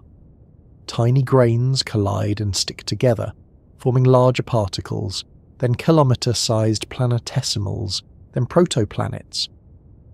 Over millions of years, gravity shapes these bodies, merging some, scattering others, until a relatively stable system emerges. That process depends on several key conditions. There must be enough material in the disk. The environment must remain relatively calm, without intense radiation stripping material away faster than it can accumulate. And there must be time, long periods during which collisions and accretion can proceed gradually. A pulsar environment seems to violate nearly all of those conditions. The original disk that might have formed planets would have been disrupted or destroyed by the supernova. Radiation levels are extremely high. Particle winds and magnetic fields create a turbulent environment. The amount of remaining material may be limited and unevenly distributed. In other words, it is difficult to imagine planet formation proceeding normally there. And yet, if planets do form in such systems, they remind us that nature often finds pathways we do not anticipate. Sometimes those pathways involve unusual sources of material. Debris from a supernova can include heavy elements in abundance, elements forged in the intense conditions of the explosion itself. If that debris remains gravitationally bound, it may eventually cool and settle into a disk, providing raw material for new objects. Other times, the material may come from a companion star, stripped away gradually and forming a disk around the neutron star. In such cases, planet formation might begin not in the aftermath of a stellar birth, but in the slow erosion of an existing star. Both scenarios differ profoundly from the gentle formation of planets around young stars, and both illustrate how flexible the concept of planet formation must be. There is another sense in which planet formation can go wrong, or perhaps more accurately, take an unexpected path. In some systems, gravitational interactions between planets can lead to dramatic changes in orbits. A large planet may scatter smaller ones inward or outward, ejecting some entirely from the system. Collisions may produce debris disks, and new bodies may form from the remnants. These processes can produce systems that look nothing like their original configurations. A planet found close to a star might have formed far away and migrated inward. Another might be the merged remains of several smaller bodies. A third might be a fragment of something larger that was shattered long ago. In this way, planetary systems can be shaped as much by destruction as by creation. That idea becomes especially vivid when we consider environments shaped by stellar death. A supernova does not merely rearrange orbits, it transforms the chemical composition of the surrounding space, injecting heavy elements and altering the structure of any remaining material. If planets form afterward, they may be composed of materials and structures quite different from those in more familiar systems. This raises an interesting possibility. Some pulsar planets may not resemble the rocky worlds or gas giants we know at all. Their internal structures, densities, and compositions could be unusual, reflecting the unique conditions under which they formed. Astronomers are still exploring these possibilities, and each new observation provides another piece of the puzzle. There is also a philosophical dimension to the phrase "when planet formation goes wrong." From one perspective, wrong simply means different from what we expected. But from the universe's perspective, there is no wrong or right, only what is physically possible. Our expectations are shaped by limited experience. We observe a few systems, develop models, and then discover exceptions that force us to expand those models. Over time, what once seemed extraordinary becomes part of a broader understanding. Hot Jupiters once seemed impossible. Now they are a well-established class of planets. Worlds with multiple suns once belonged mostly to science fiction. Now they are routinely observed. Each discovery broadens the range of what we consider normal. Perhaps pulsar planets will follow the same path. What now seems rare and surprising may eventually become another recognized category, another way in which matter organizes itself under gravity and time. There is something quietly reassuring in that process. It reminds us that knowledge grows, that understanding deepens, and that the universe always has more to teach. It also invites us to reflect on how fragile our assumptions can be. For centuries, humans believed that our solar system was the only one, that planets were rare or unique. Now we know that planets are common, perhaps more numerous than stars themselves. And among those countless worlds are some so strange that they challenge our imagination. The discovery of planets in extreme environments suggests that the basic ingredients of planetary formation, gravity, matter, and time, are more adaptable than we once thought. Given enough opportunity, they can produce stable systems even under conditions that seem hostile. That adaptability may have implications beyond astronomy. It suggests that the processes leading to complexity, to structure, to order, emerging from chaos, may be widespread in the universe. Of course, not every system survives. Many planets are destroyed, ejected, or consumed. Many disks dissipate before planets can form. Many stars live and die without leaving behind any worlds at all. But the fact that some do, even in unlikely places, speaks to the persistence of physical processes over immense spans of time. Imagine the history of a system like the one containing PSR-J 2322-2650b. A star forms, lives, and dies in a brilliant explosion. Debris expands, cools, and perhaps settles into a disk. Material collides and gathers. An orbit stabilizes. Millions of years pass, then millions more. Eventually, light and radio waves from that distant system travel across space, reaching Earth long after the events themselves have ended.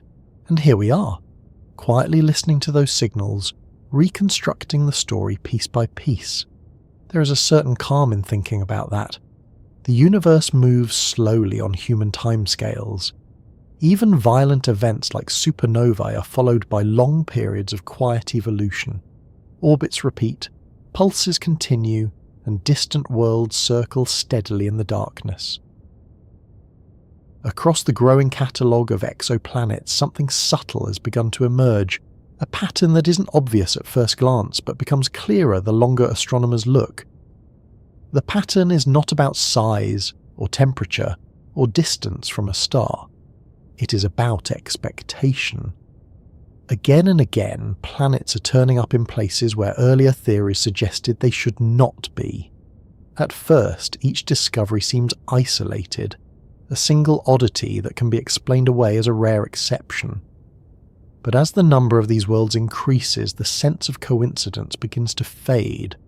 It starts to feel less like a handful of anomalies and more like a quiet message from the universe. A reminder that our models, however useful, are only approximations of a reality that is richer and more varied than we once believed.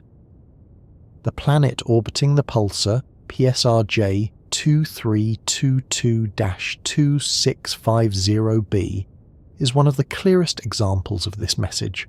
A world circling the remnant of an exploded star was once the sort of idea that lived mainly in speculative papers and thought experiments. Now it is something measured, timed, and carefully analysed, its orbit traced not in imagination but in data. And yet, what makes this discovery especially interesting is not just the planet itself, but how it fits into a broader context. When astronomers began comparing different unusual planets, they noticed something worth pausing to consider. Many of these worlds share one common feature. They exist in environments shaped by powerful forces that disrupt, reshape, or even destroy ordinary planetary systems. Extreme heat, intense gravity, violent stellar activity, or unusual chemical compositions, all of these appear again and again in the stories of so-called impossible worlds. In other words, the pattern behind these planets is not randomness, it is extremity. This may sound counterintuitive at first.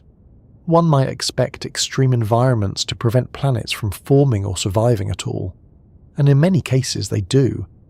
But sometimes, those same forces create new pathways, new conditions under which matter reorganizes itself into stable forms. It helps to think about this in terms of balance. Planetary systems are shaped by competing influences. Gravity pulls matter together, radiation pushes it apart, collisions build structures, while erosion and heating wear them down.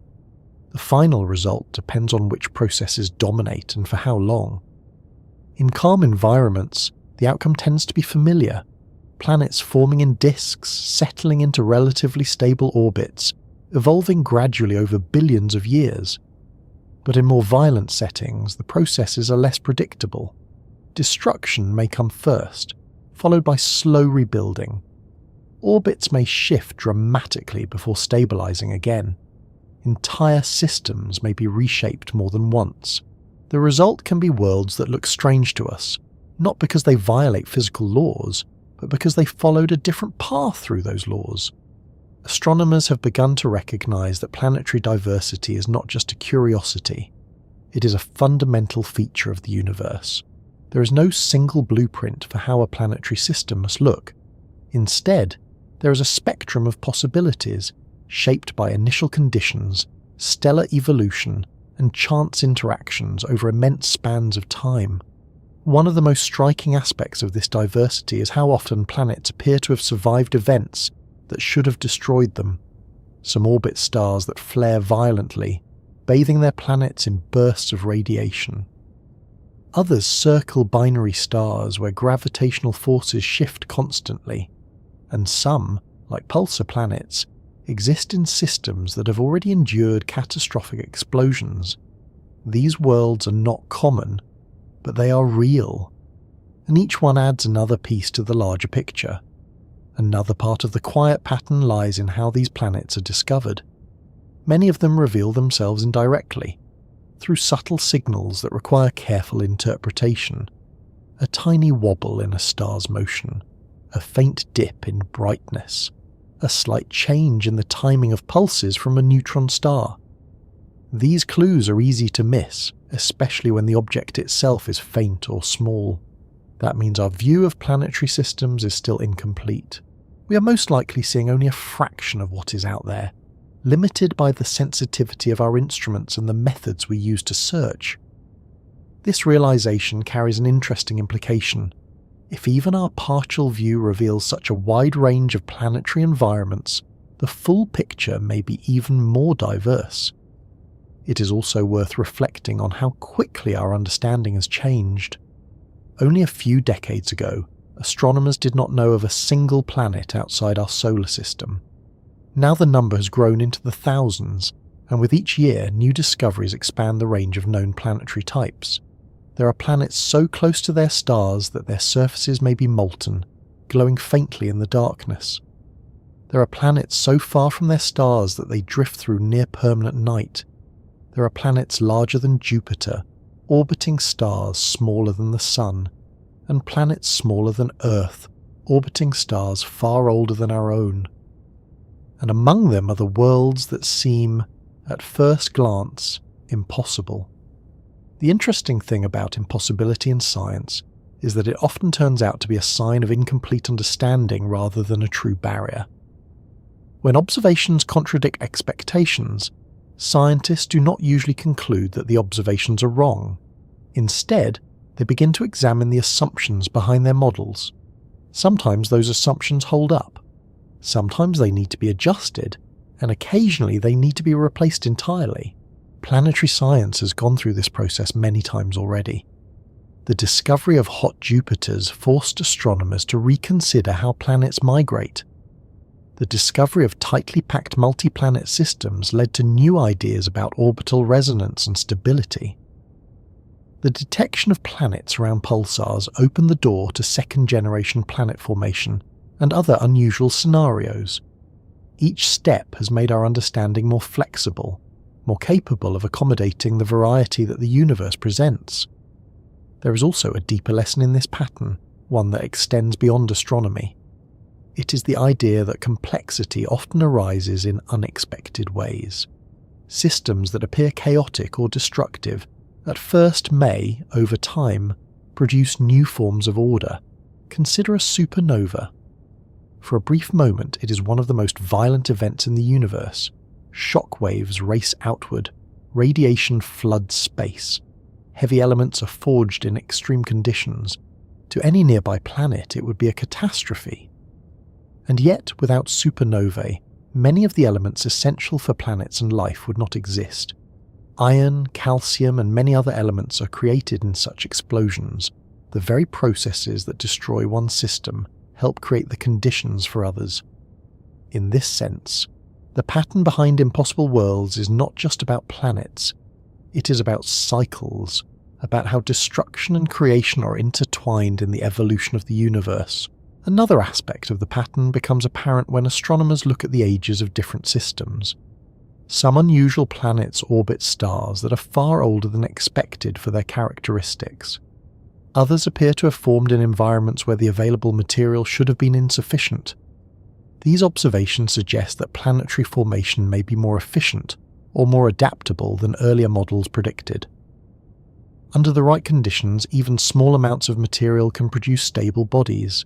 Even disrupted systems can reorganize themselves over time. Time itself plays a crucial role here. On human timescales, many processes seem abrupt. But on cosmic timescales, even dramatic events are followed by long periods of gradual change. Debris settles, orbits stabilize, radiation levels decrease, systems evolve.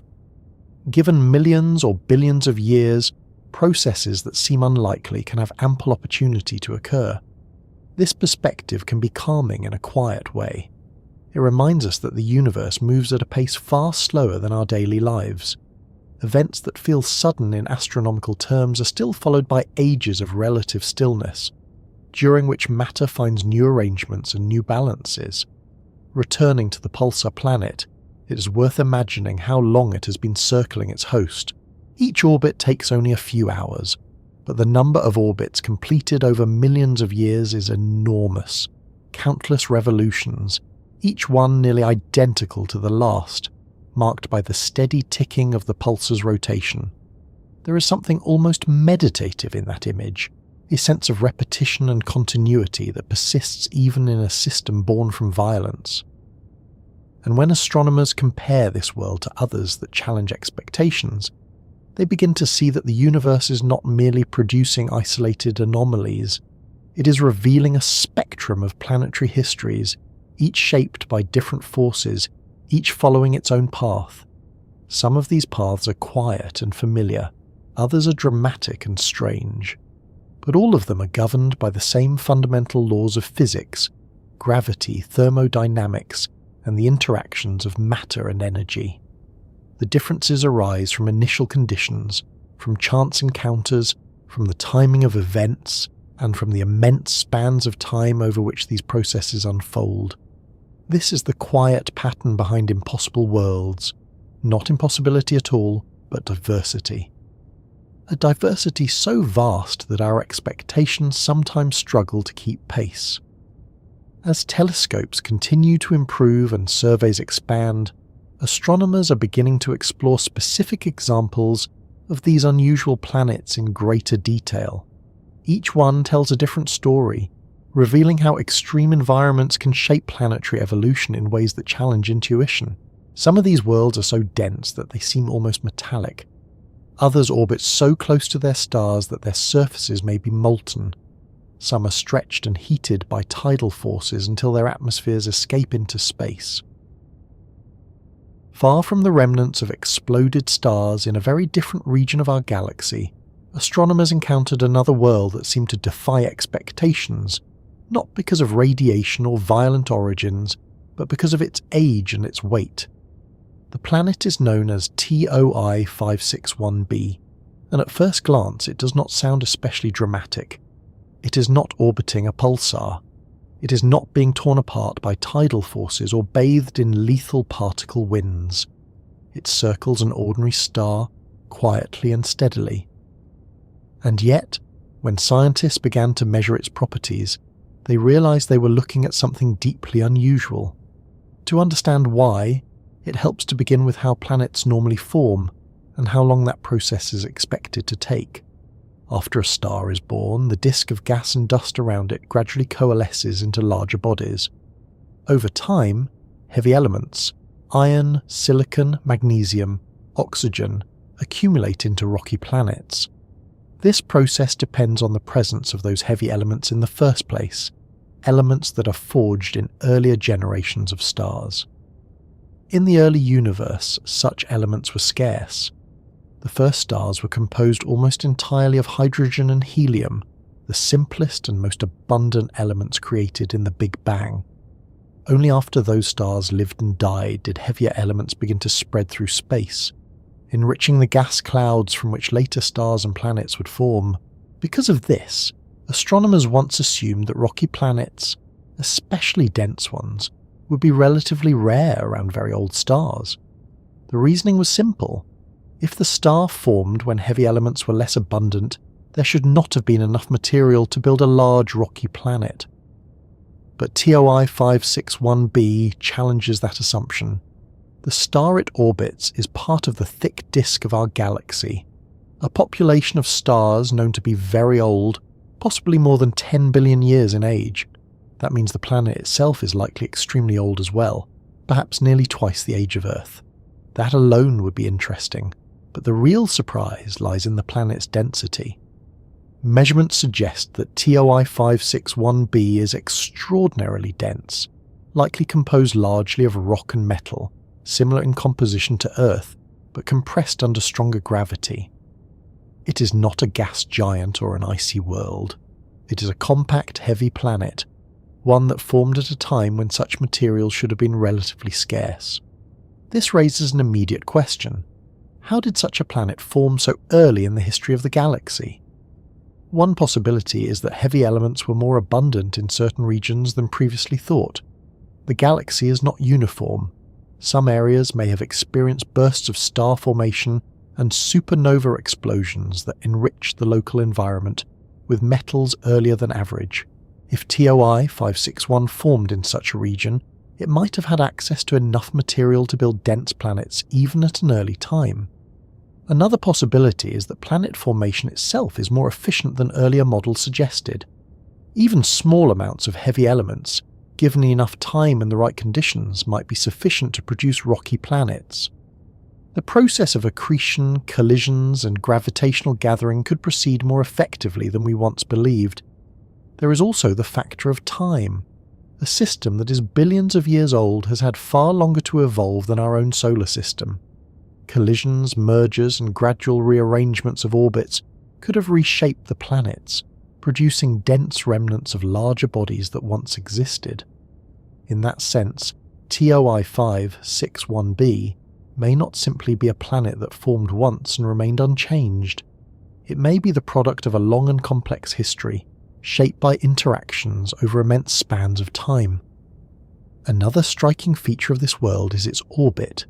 TOI 561b circles its star extremely closely, completing an orbit in less than a day. That proximity exposes it to intense heat, likely raising its surface temperature to levels that would melt rock. It is sometimes described as a lava world, a place where the surface may be partially molten, where any atmosphere that once existed has long since been stripped away. This combination of age, density, and proximity to its star makes the planet particularly fascinating. It is both ancient and extreme, a survivor of billions of years in an environment that is far from gentle. If you pause for a moment and imagine the history of such a world, the timescales involved are almost beyond comprehension. When TOI 561b formed, our Sun did not yet exist. Earth had not formed. The solar system was still part of a cloud of gas and dust drifting through the galaxy. Entire generations of stars have been born and died since then, while this planet continued its tight orbit year after year, orbit after orbit, in a rhythm that has persisted for billions of years. There is something quietly humbling in that realization. Worlds can endure for spans of time that make human history seem like a brief flicker, and yet endurance does not mean stability in the sense we're used to. A planet so close to its star experiences intense tidal forces. Its rotation is likely locked, one side always facing the star, the other in perpetual darkness. Heat flows across its surface, possibly creating winds of vaporized rock, clouds of mineral particles condensing and falling again in strange cycles. It is not a calm world, but it is a persistent one. The discovery of TOI 561b also highlights how modern telescopes detect planets in the first place. Most often, astronomers observe tiny dips in a star's brightness as a planet passes in front of it, a method known as the transit technique. By measuring the depth and timing of these dips, they can estimate the planet's size and orbit. Additional observations allow them to determine its mass, and from mass and size, its density. That is how TOI 561b revealed its unusual nature. The numbers did not fit the expectations. The planet was too dense, too old, too close to its star to match the standard picture of planetary formation. And once again, astronomers were reminded that the universe does not always follow our assumptions. What makes this world especially relevant to our larger story is that it belongs to the same quiet pattern we have been exploring. Like the pulsar planet, it exists in a place where earlier theories suggested it should not. The details are different, the environment less violent, but the underlying lesson is the same. Planetary systems are more diverse and more adaptable than we once believed. There is also an interesting contrast between TOI 561b and PSRJ 2322-2650b. One orbits the remnant of a dead star, a place shaped by catastrophic destruction. The other circles a very old but otherwise ordinary star, its strangeness arising not from violence but from age and composition. Together, they show that impossible planets do not all share the same story. Some are born in chaos, others in quiet antiquity. Some challenge our understanding of stellar death, others our understanding of planetary birth, and each one expands the range of possibilities we must consider. Another aspect worth reflecting on is how discoveries like this change our sense of time in the universe. We often think of planets as relatively young objects, forming alongside their stars and evolving over billions of years. But when we find a planet that may be 10 billion years old, it reminds us that planetary systems have existed for most of the galaxy's history. There may be worlds out there far older than Earth, worlds that have orbited their stars for spans of time that stretch almost to the beginning of the Milky Way itself. What might such worlds have experienced? How many changes in their stars? How many shifts in their environments? How many gradual transformations over billions of years? These are questions that linger quietly in the background of discoveries like this, inviting us to think not just about planets as objects, but as participants in long cosmic histories. The study of TOI 561b also encourages astronomers to reconsider the relationship between stars and their planets. For a long time, it was assumed that the properties of planets would closely reflect the properties of their stars, especially the abundance of heavy elements. But systems like this suggest that the connection may be more complex, influenced by local variations, evolutionary processes, and events that occur long after the star itself has formed. In other words, planets may have more varied origins than we once imagined. That realization opens the door to many possibilities. If dense, rocky planets could form in the early galaxy, perhaps they were more common than we thought. Perhaps planetary systems began forming sooner after the first generations of stars than our models once suggested, and if that is true, it means that the history of planets in our galaxy may be far longer and richer than we have yet explored. High above the surface of a star not so different in size from our own sun, a planet circles so closely that the idea of a normal sky no longer applies. The world is called WASP-121b, sometimes given the name Tylos, and it exists in a region where heat, gravity and motion combine to create conditions that feel almost unreal when described in ordinary terms. To begin picturing this planet, it helps to set aside familiar images of blue skies and drifting clouds. Even the most extreme environments on Earth, deserts shimmering under midday heat or volcanic fields glowing faintly at night, are gentle compared to what happens on WASP-121b. This is a world where the upper atmosphere itself is being pulled away into space, stretched by gravity and heated until atoms break apart and escape in long glowing streams. In a sense, the planet is evaporating. But that word can be misleading, because evaporation here is not like water turning to vapor in a warm breeze. It is a violent, energetic process driven by temperatures so high that molecules cannot remain intact. Hydrogen, helium, and heavier elements are heated, accelerated, and carried outward, forming an extended envelope of gas trailing behind the planet as it moves along its orbit. If you could see this system from a great distance, you might notice a faint, elongated glow surrounding the planet, a thin veil of material gradually drifting away, shaped by the star's radiation and the planet's own gravity. WASP-121b belongs to a class of planets known as ultra-hot Jupiters, gas giants that orbit extremely close to their stars. Unlike Jupiter in our solar system, which takes nearly 12 years to complete one orbit, WASP-121b circles its star in just over a day. That means it is always very close, so close that the gravitational pull of the star distorts the planet's shape, stretching it slightly, almost like a drop of liquid being pulled downward. The proximity also means that one side of the planet constantly faces the star. Its rotation is locked, so there is a permanent day side and a permanent night side. On the day side, temperatures can rise above 2,500 degrees Celsius, hot enough to vaporize many metals. On the night side, the temperature is cooler, but still far beyond anything humans could tolerate. In such conditions, the atmosphere behaves in ways that challenge our intuition. Instead of water clouds or ice crystals, there may be clouds of vaporized minerals. Instead of gentle winds, there are powerful currents of superheated gas racing from the day side to the night side, carrying heat and material across the planet at tremendous speeds. Some observations suggest that elements like iron and magnesium exist in the atmosphere in gaseous form, carried upward by heat, and then condensing as they move into cooler regions. It is possible that metallic vapors form clouds and precipitation cycles, not of water, but of mineral droplets, falling through an atmosphere glowing faintly with heat. The phrase, "a sky made of fire," is not entirely inaccurate, though the reality is more complex. The sky would not appear as flames in the way we think of fire on Earth, but it would be luminous, heated from below and above, filled with glowing gases and particles energized by intense radiation. Another remarkable feature of WASP-121b is how close it is to the limit of survival for a planet.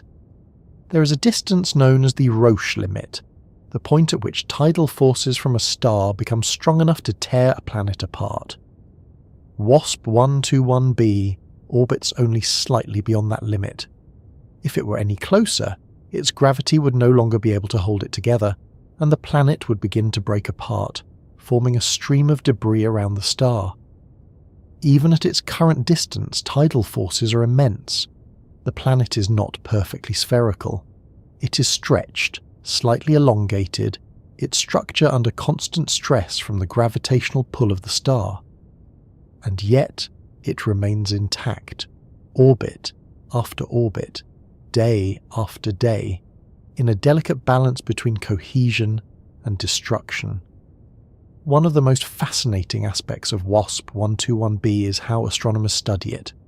Because the planet passes in front of its star from our point of view, some of the starlight filters through its atmosphere before reaching Earth. By analysing that light, scientists can detect the chemical fingerprints of different elements and molecules, revealing the composition of the atmosphere in surprising detail.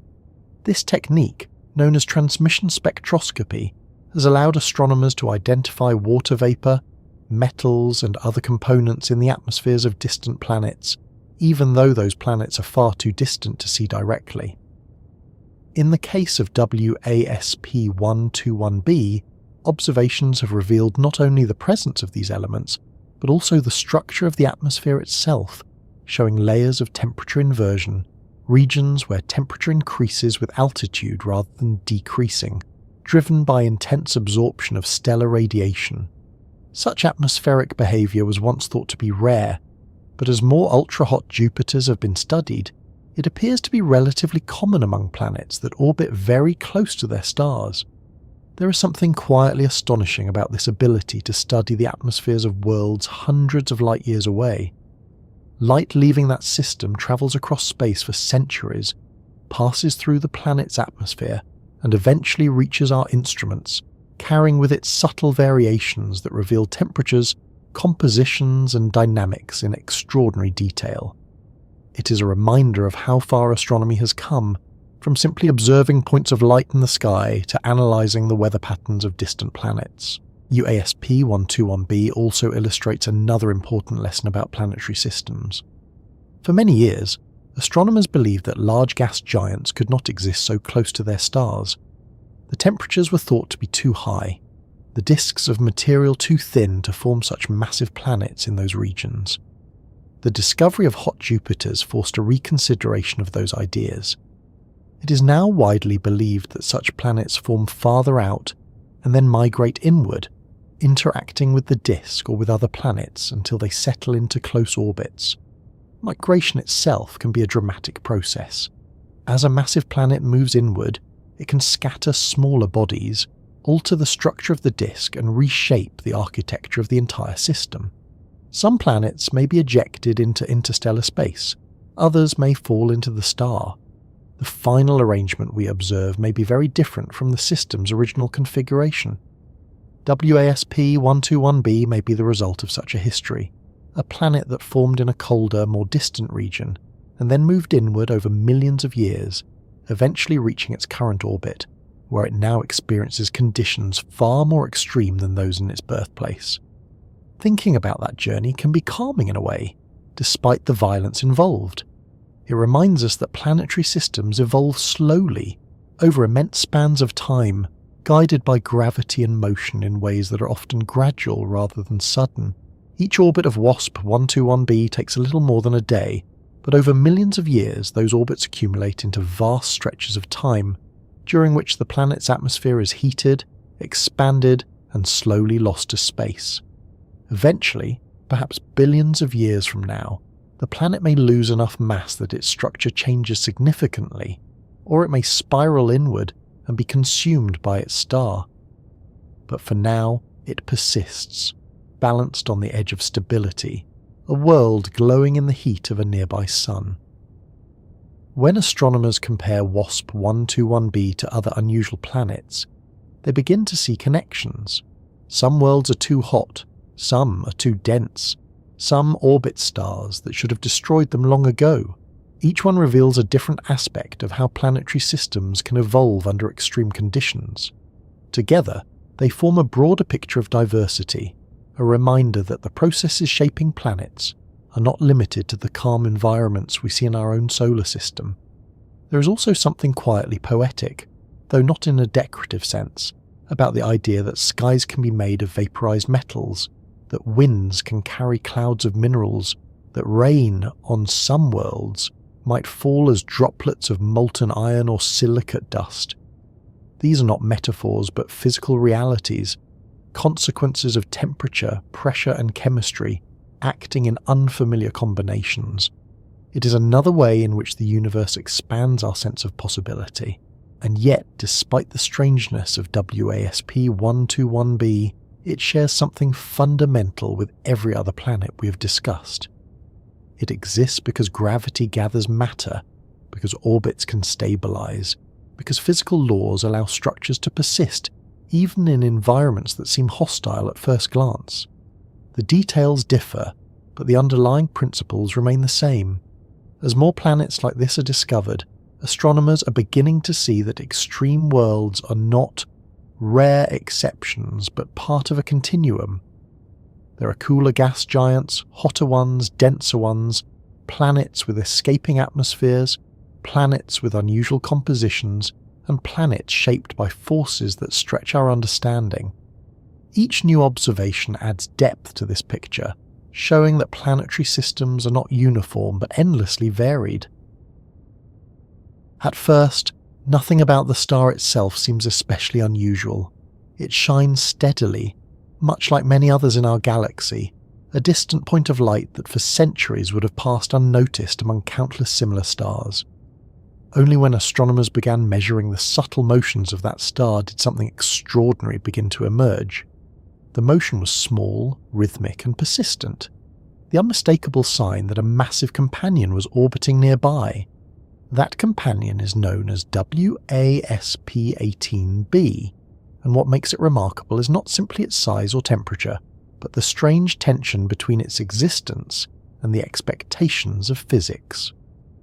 This is a planet so massive and so close to its star that, according to many earlier models, it should not still be there at all.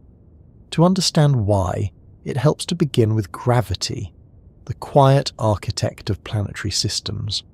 Gravity is what gathers gas and dust into stars, what shapes disks into planets, and what holds those planets in orbit for billions of years.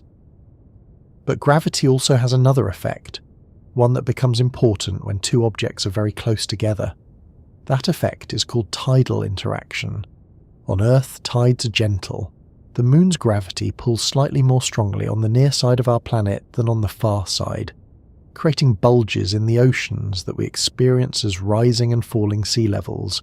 Over long periods, these tides also slow Earth's rotation very gradually, transferring angular momentum to the Moon and causing it to drift outward by a few centimeters each year. In most planetary systems, tidal effects exist but remain subtle, acting slowly over immense spans of time. But when a massive planet orbits extremely close to its star, tidal forces become far more significant. The gravitational pull between the two bodies distorts both of them slightly. Energy is dissipated as heat, and angular momentum is exchanged. Over time, this process tends to shrink the planet's orbit, drawing it gradually inward. Eventually, the planet should spiral into the star. That is the expectation at least. WASP-18b is one of the clearest cases where this expectation seems not to match reality. The planet is enormous, more than 10 times the mass of Jupiter, and it orbits its star in less than a day. At such proximity, tidal forces should be extremely strong. Models suggest that planets like this should lose orbital energy relatively quickly, at least on astronomical timescales, perhaps over a few million or tens of millions of years. Yet WASP-18b is still there, and not only there, but apparently stable, continuing its orbit with no clear sign that it's about to fall inward. This presents astronomers with a puzzle. Either the processes of tidal decay are slower than expected, or something about the system is different from what earlier theories assumed. One possibility is that the internal structure of the star plays a crucial role. Tidal interactions depend not only on distance and mass, but also on how energy is dissipated inside the star itself. If the star is less efficient at converting tidal distortions into heat, the inward spiral of the planet could proceed far more slowly than predicted. Another factor may be the age of the system. It is possible that WASP-18b has not been in its current orbit for as long as it appears. Perhaps it migrated inward relatively recently in astronomical terms, and has not yet had time to spiral further inward. Migration is a process that can occur through interactions with other planets or with the remnants of a protoplanetary disk. A large planet moving inward can alter the entire structure of a system, scattering smaller bodies and reshaping orbits as it goes. If WASP-18b arrived in its present position only a few million years ago, it might still be in the early stages of tidal decay, its eventual fate delayed rather than avoided. There is also the possibility that our understanding of tidal physics in such extreme systems is incomplete. The equations used to model these interactions are complex, and many parameters, such as the internal composition of stars and planets, are difficult to measure directly. Small differences in those parameters can lead to large differences in predicted timescales. In this way, WASP-18b becomes not just an unusual planet but a laboratory for testing theories about how stars and planets interact. Another striking feature of this world is its temperature. Because it orbits so close to its star, the dayside temperature is extremely high, likely exceeding 2000 degrees Celsius. At such temperatures, the atmosphere behaves in ways that challenge our everyday intuition. Molecules break apart, atoms become ionized, and winds of superheated gas sweep across the planet at tremendous speeds. Unlike some other ultra-hot Jupiters, however, WASP-18b appears to have a relatively compact atmosphere, possibly because its strong gravity holds gases more tightly than smaller planets can. This combination of extreme heat and strong gravity creates conditions that are rare even among hot Jupiters. If you imagine what it might be like near such a world, the environment would be dominated by heat and radiation. The star would loom large in the sky, filling a significant portion of it, and the planet itself would glow faintly with thermal emission, radiating heat into space. Of course, no surface exists in the familiar sense. WASP-18b is a gas giant, composed mostly of hydrogen and helium, with deeper layers transitioning into exotic states of matter under immense pressure. There would be no ground to stand on, only layers of gas growing denser and hotter as one descended.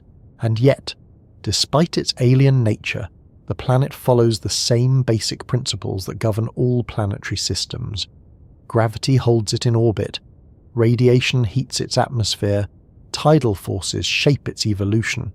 The details are extreme, but the underlying laws remain the same. This is one of the most calming aspects of astronomy, if you think about it quietly. The universe is vast and varied, but it is also consistent. The same physics that governs the motion of the moon and the tides of Earth governs the orbit of a planet hundreds of light years away. The differences arise from scale, from temperature, from mass and distance, but the principles themselves do not change. WASP-18b also reminds astronomers that planetary systems can exist in states that appear temporary or unstable. A planet on the verge of spiraling into its star may persist for millions of years, long enough to be observed, long enough to become part of our understanding of what is possible. This idea challenges the notion that we are always observing systems in their final, or most stable configurations. In reality, many of the systems we see may be in transitional stages, caught in the middle of long processes that will continue long after we're gone. A planet that should have fallen in may still be falling, just very slowly. There is something quietly profound in that thought. It suggests that the universe is full of ongoing stories, processes unfolding gradually over immense spans of time, stories we glimpse only in passing, like watching a single frame of a long, slow film. WASP-18b is one such frame, a snapshot of a system in which gravity and motion are still working out their balance. Another interesting aspect of this planet is how it fits into the broader pattern we have been exploring. Like the pulsar planet and the ancient rocky world before it, WASP-18b challenges expectations, not by violating physical laws, but by revealing how flexible those laws can be in practice. Planets can form in unexpected places. They can survive events that should destroy them. They can orbit in configurations that seem temporary yet persist for millions of years. Each discovery expands the range of possibilities, showing that planetary systems are not limited to the calm, orderly arrangements we once considered typical. As telescopes continue to improve and observations become more precise, astronomers are beginning to detect subtle changes in systems like WASP-18b. They look for tiny variations in orbital period, slight shifts that might reveal whether the planet is gradually spiraling inward. So far, the results suggest that any such changes are extremely small, smaller than many models predicted. This, in turn, leads to new questions. Are tidal interactions less efficient than we thought? Are stars structured differently than our models assume? Or are we simply observing the system at a moment when the process is temporarily slow? Science often advances in this way, with each answer leading to new questions, each discovery revealing complexities that were not previously apparent. There is also a quiet beauty in the idea that such a massive planet can exist so close to its star, locked in a delicate gravitational dance, held in place by forces that are perfectly balanced, at least for now. The star pulls inward, gravity holds the planet together, and orbital motion keeps it from falling directly inward, a balance maintained moment by moment, orbit by orbit. If you imagine that balance continuing for millions of years, it becomes almost serene in its persistence, despite the intensity of the environment. There is a particular kind of discovery that makes scientists pause, not because it overturns everything they know, but because it stretches imagination in ways that feel almost uncomfortable at first. One such world is WASP-76b, a planet where the atmosphere behaves in ways that seem almost unreal when described in ordinary language, a place where clouds are not made of water vapour, and where rain, if it falls at all, may consist of droplets of metal. To understand how such a thing could happen, it helps to begin with temperature, because temperature is one of the most powerful forces shaping planetary environments. On Earth, differences of a few tens of degrees can determine whether water freezes, flows, or evaporates. In much hotter environments, those same principles apply, but to materials we normally think of as solid and unchanging. Iron, for example, melts at around 1,500 degrees Celsius and boils at temperatures above 2,800 degrees. Under ordinary conditions, those numbers seem unimaginably high, but on planets that orbit extremely close to their stars, such temperatures are not only possible, they are common. WASP-76b is one of those planets. It orbits its star so closely that a single year there lasts less than 2 Earth days. That proximity exposes the planet to intense radiation, heating its atmosphere to temperatures that can exceed 2,400 degrees Celsius on the day side. At such temperatures, metals do not remain solid. They vaporize. Imagine that for a moment, not quickly, but slowly. Picture a world where mountains, if they exist at all, would not be made of stable rock, but of materials heated until they glow faintly, where elements like iron and nickel could exist as gases, rising into the atmosphere just as water vapour rises from oceans on Earth. Of course, WASP-76b is a gas giant rather than a rocky planet, so there are no iron oceans in the literal sense. But the principle remains the same. Elements that are solid on Earth can exist as vapour in the upper layers of its atmosphere. What makes this world especially fascinating is not only the heat, but the contrast between its two hemispheres. Like many close-orbiting planets, WASP-76b is tidally locked, meaning one side always faces its star while the other remains in permanent darkness. This creates an enormous temperature difference between the day side and the night side. On the day side, the atmosphere is heated to the point where metals vaporize and rise into the upper layers. Powerful winds then carry those vapours toward the night side, where temperatures are lower. There, the metal vapour can cool, condense, and potentially fall as precipitation. In simple terms, iron may condense into droplets and fall like rain.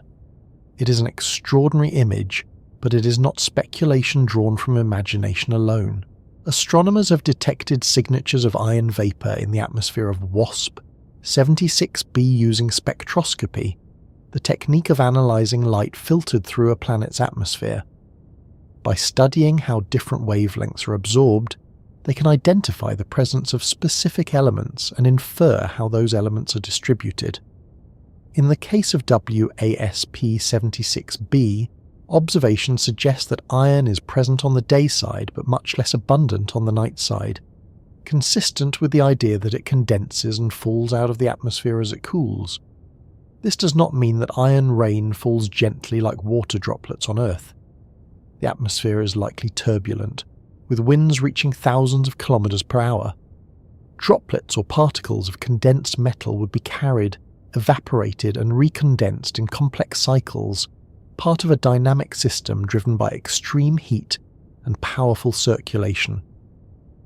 Weather in such a place is not a matter of clouds drifting quietly across the sky. It is a continuous, energetic exchange of heat and material, a system in constant motion. There is something quietly astonishing about the idea that weather itself can take such different forms. On Earth, we think of rain as familiar, even mundane, something that falls from clouds of water vapour formed through evaporation and condensation. But the underlying physics is simply the behaviour of matter under changing temperature and pressure. Change the temperature enough, and the same processes apply to entirely different substances. This realization expands the meaning of weather. It reminds us that rain is not fundamentally about water. It is about phase changes, about the movement of energy and matter. On a sufficiently hot planet, rain can be made of iron. On a colder world, it might be methane or ammonia. On others, perhaps substances we have not yet observed. The universe is not limited to the forms we're familiar with. WASP-76b also illustrates how tidal locking can shape planetary environments in profound ways. On Earth, rotation distributes heat relatively evenly, preventing extreme temperature differences between day and night. But on a tidally locked planet, one hemisphere receives constant heating while the other remains perpetually cooler. This imbalance drives powerful atmospheric circulation.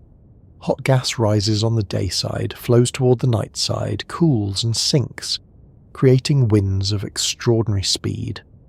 These winds transport not only heat but also chemical species, shaping the composition and structure of the atmosphere. In some models of WASP-76b, winds may reach speeds of several kilometers per second, far faster than any winds on Earth. At those speeds, the atmosphere behaves almost like a fluid in a high-energy laboratory experiment, with shock waves, turbulence and complex flow patterns. Observing such processes from hundreds of light-years away might seem impossible, yet astronomers can infer these dynamics by analysing subtle changes in spectral lines, shifts that reveal motion and temperature differences across the planet. It is remarkable to consider how much information is contained in a faint beam of light travelling across space. That light carries clues about temperatures, compositions, wind speeds, and atmospheric structure, all encoded in patterns so delicate that they require the most precise instruments to detect. There is also something quietly humbling about the scale of these systems. WASP-76b is larger than Jupiter, its atmosphere extending tens of thousands of kilometers into space, its winds sweeping across hemispheres in hours, its orbit carrying it around its star again and again in a relentless rhythm. And yet, from Earth, it is nothing more than a tiny dip in starlight, a barely perceptible signal that reveals its presence only to those who know how to look. This contrast between enormity and subtlety is one of the defining features of modern astronomy. The largest structures in the universe often reveal themselves through the smallest signals. Another aspect of WASP-76b that fascinates researchers is how it fits into the broader category of ultra-hot Jupiters. These planets are among the most extreme environments known, and each one provides a slightly different perspective on how atmospheres behave under intense heating. Some show evidence of molecules being broken apart by radiation. Others display temperature inversions or unusual chemical compositions. WASP-76b stands out because of the clear evidence for metal vapour and the strong contrast between its hemispheres. Together, these observations help scientists refine their models of atmospheric physics, improving our understanding not only of exoplanets, but of fluid dynamics and thermodynamics in general. It is interesting to reflect on how discoveries like this reshape our sense of what a planet can be. For centuries, planets were thought of as worlds somewhat like Earth, perhaps colder or warmer, larger or smaller, but fundamentally similar in structure. Now we know that planets can be far more diverse, ranging from frozen bodies drifting in darkness to gas giants glowing under intense stellar heat, from dense rocky worlds older than Earth to remnants orbiting pulsars. WASP-76b adds another category to that list, worlds where the chemistry of the atmosphere produces phenomena that seem almost fantastical, yet are entirely real. There is also a deeper lesson in this discovery, one that becomes clearer when we step back and consider the broader pattern. Many of the planets we have been discussing exist in environments that were once thought too extreme for stable worlds. Yet stability, it turns out, is relative. A planet may be hostile to life, battered by radiation, or heated to extraordinary temperatures, and still maintain a stable orbit for millions or billions of years. Stability does not mean comfort. It means persistence. And persistence is something the universe seems very good at achieving. If you imagine WASP-76b continuing its orbit year after year, the winds blowing, the metals vaporizing and condensing, the atmosphere flowing from one hemisphere to the other, there is a kind of steady rhythm to it, a pattern repeating over and over again despite the intensity of the environment. That repetition, that continuity, is one of the quiet constants of astronomy. Even the most extreme systems settle into cycles, orbits repeating, processes unfolding with a kind of slow regularity. From our perspective, these processes seem dramatic, but from the planet's point of view, if such a perspective were possible, they are simply the normal conditions of existence. And that thought leads naturally to a broader reflection. If planets can exist under such varied and extreme conditions, then the range of planetary environments in the galaxy must be immense. For every world like Earth, there may be countless others unlike anything we have imagined, each following its own path, each shaped by its own combination of gravity, radiation, and time.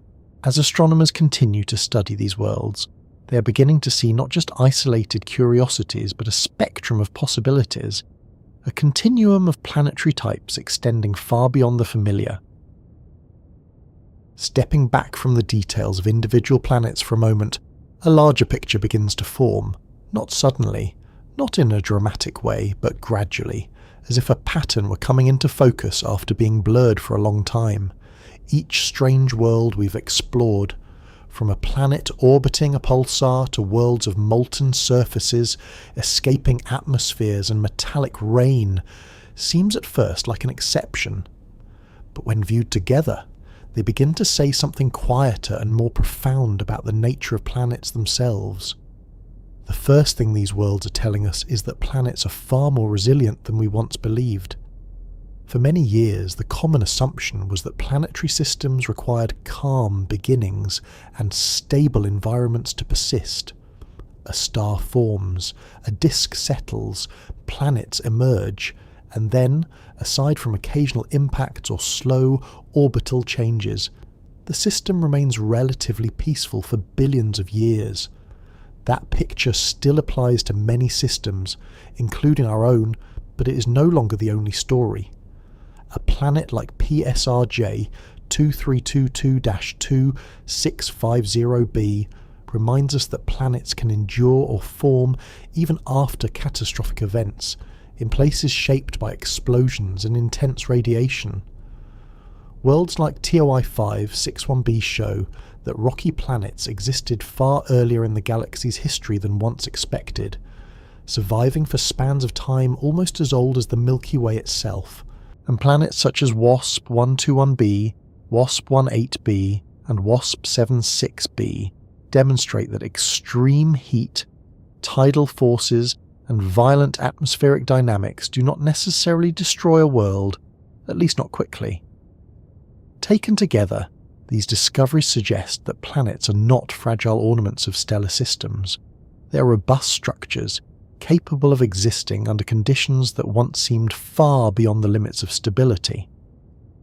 Another message these worlds carry is about diversity, not just the diversity of planets themselves, but the diversity of pathways that lead to their formation. In the early days of planetary science, it was tempting to think in terms of a single process, a universal sequence of events that produced planets everywhere in much the same way. But the more systems we observe, the clearer it becomes that there are many routes to the same outcome. Some planets form in disks around young stars, following the process we understand from our own solar system. Others may form in disks created by stellar debris after a supernova or the stripping of a companion star. Some may be the remnants of larger bodies, reshaped by tidal forces or collisions over immense spans of time. There is no single blueprint, only a range of possibilities shaped by gravity, matter, and time. That realization has a calming quality, if you think about it quietly. It means the universe is not rigid in its creativity. It does not rely on a narrow set of conditions to produce complexity. Given enough time, enough material, and enough interactions, structures emerge in ways that can be both surprising and beautiful. These worlds are also telling us something about time itself. On human timescales, change feels rapid. A year passes quickly, a decade more quickly still. But on planetary timescales, change is often slow and steady. Atmospheres evolve over millions of years. Orbits shift gradually. Stars age and brighten, altering the conditions of entire systems. A planet that seems precariously close to its star may remain in that orbit for millions of years. A world that formed billions of years ago may still be circling its star, its history stretching back to a time when the galaxy itself was younger and less enriched with heavy elements. Thinking about these timescales can be oddly soothing. It reminds us that the universe is patient, that processes unfold gradually, and that even extreme environments often settle into long periods of relative stability. There is another, deeper message as well, one that emerges when we consider how often these discoveries have surprised astronomers. Again and again, observations have revealed planets where none were expected, or with properties that did not match existing models. Each time, the response has been the same: revise the models, refine the theories, and continue observing. This is the quiet strength of science, its willingness to change in the face of new evidence. The universe does not adjust itself to fit our expectations. We adjust our expectations to fit the universe. And in doing so, our understanding becomes more flexible, more accurate, and more complete. It is also worth reflecting on how recent these discoveries are. Just a few decades ago, we did not know whether planets were common or rare. The first confirmed detections of exoplanets occurred in the 1990s, and since then the number has grown into the thousands. Entire categories of planets, hot Jupiters, super-Earths, lava worlds, pulsar planets, have been discovered within the span of a single generation. We are living at a time when the map of planetary systems is expanding rapidly, each new observation adding detail to a picture that was once almost entirely blank. And that map is still incomplete. There are likely many kinds of planets we have not yet observed, environments that will challenge our expectations in ways we cannot yet predict. Another lesson these worlds offer is about perspective. It is easy to think of Earth as a typical planet, a standard by which others should be measured. But the more planets we discover, the clearer it becomes that Earth is only one point in a vast range of possibilities. Some planets are far hotter, some are far denser. Some orbit stars that have already died. Some experience conditions that would seem impossible if we had not observed them directly. Earth is not the centre of that spectrum. It is one example among many, and perhaps not even the most common type of planet in the galaxy.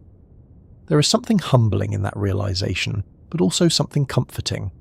It means that the universe is richer and more varied than we once imagined, filled with worlds that differ from our own in ways both subtle and dramatic. These discoveries also invite us to think about the future of planetary science. As telescopes become more powerful and detection methods improve, we will be able to study smaller planets, cooler planets, and planets farther from their stars. We may detect atmospheres around rocky worlds, measure their compositions, and perhaps even identify signs of geological or climatic processes. Each step will bring new surprises, new challenges, and new opportunities to learn. And through it all, the pattern we've been observing will likely continue. Planets will appear in places we did not expect, with properties we did not predict, reminding us that the universe is always more complex than our first attempts to describe it. There is also a quieter, more reflective aspect to all of this. When we look at distant planets, we are looking not only across space but across time. Light from those worlds began its journey long before it reached us, carrying with it a record of conditions that existed years, decades, or centuries ago. In a sense, every observation is a glimpse into the past, a reminder that the universe is not static but constantly evolving. And yet, despite that constant change, there is a remarkable continuity. Planets continue to orbit, stars continue to shine, systems persist for billions of years, their motions repeating with a steady rhythm that feels almost timeless. That rhythm is part of what makes astronomy so calming to contemplate. Even in the most extreme environments, there is order, cycles, and balance. Patterns that endure long after the events that created them have faded. For a long time, astronomers felt that they understood the basic outline of how planets form. Not every detail, of course, but the general sequence seemed clear enough to serve as a reliable guide. A star forms from a collapsing cloud of gas. Around it, a rotating disk of dust and debris takes shape. Tiny grains collide and stick together, growing slowly into larger bodies. Over millions of years, those bodies merge, scatter, and settle into stable orbits, producing a planetary system. It was an elegant picture, and in many ways it still is. The process explains our own solar system remarkably well. Rocky planets close to the Sun, gas giants farther out, icy objects beyond them, all arranged in relatively stable orbits that have persisted for billions of years. For decades, this framework served as a kind of planetary playbook, a set of expectations about where planets should be found and what they should be like. Then the discoveries began. At first, the surprises were small, a massive planet orbiting closer to its star than expected, a system where multiple planets were packed tightly together. These could be explained, or at least accommodated, with adjustments to the existing models. Planetary migration, orbital resonances, and gravitational interactions provided ways to reconcile observation with theory. But as more data accumulated, the adjustments began to feel less like refinements and more like revisions. Each new class of planet required another expansion of the playbook, another reminder that the original assumptions had been shaped by a single example, our own solar system, and that nature was not obliged to repeat that pattern everywhere. The realization arrived gradually, almost quietly. There was no single discovery that overturned the old picture. Instead, there was a steady accumulation of exceptions, each one small on its own, but together forming a pattern that could not be ignored. Worlds like PSRJ 2322-2650b showed that planets could exist in environments shaped by supernova explosions, something the original playbook had not seriously considered. Ancient rocky planets such as TOI 561b suggested that planet formation began earlier in the galaxy's history than expected. Ultra-hot giants like WASP-121b and WASP-18b revealed that planets could survive in orbit so close to their stars that tidal forces and heat seemed almost overwhelming. And strange atmospheric worlds like WASP-76b demonstrated that planetary weather could operate under conditions far beyond anything imagined when early models were developed. None of these discoveries broke the laws of physics. That is important to remember. Gravity still works. Thermodynamics still applies. The behavior of matter and energy remains consistent. What changed was not the laws themselves, but our understanding of how many different ways those laws can play out. The The cracks in the planetary playbook, then, are not signs that the playbook was wrong. They are signs that it was incomplete. It helps to think of the original models as maps drawn from limited exploration. Early cartographers sketched coastlines based on the regions they had seen, leaving blank spaces where knowledge was missing. As explorers travelled farther, the maps were revised, expanded, and sometimes redrawn entirely. Planetary science is going through a similar process now. The first maps of planetary systems were based on one example. Now we are beginning to see the broader coastline, and it is far more irregular and varied than anyone expected. One of the most significant changes in thinking has been the recognition that planetary systems are dynamic rather than static. In the past, it was often assumed that planets formed roughly where we find them today. Now it is clear that many planets migrate, sometimes dramatically after they form. Giant planets can move inward, scattering smaller bodies and reshaping entire systems. Orbits can change over time through gravitational interactions, tidal forces, and even encounters with passing stars. This dynamic view of planetary systems helps explain many observations, but it also introduces new questions. How common is migration? What determines whether a planet moves inward or outward? How stable are these systems over billions of years? These are questions that do not yet have complete answers. Another area where the playbook is being revised involves the materials from which planets form. For a long time, it was assumed that the composition of a planet would closely reflect the composition of its parent star and the surrounding disk.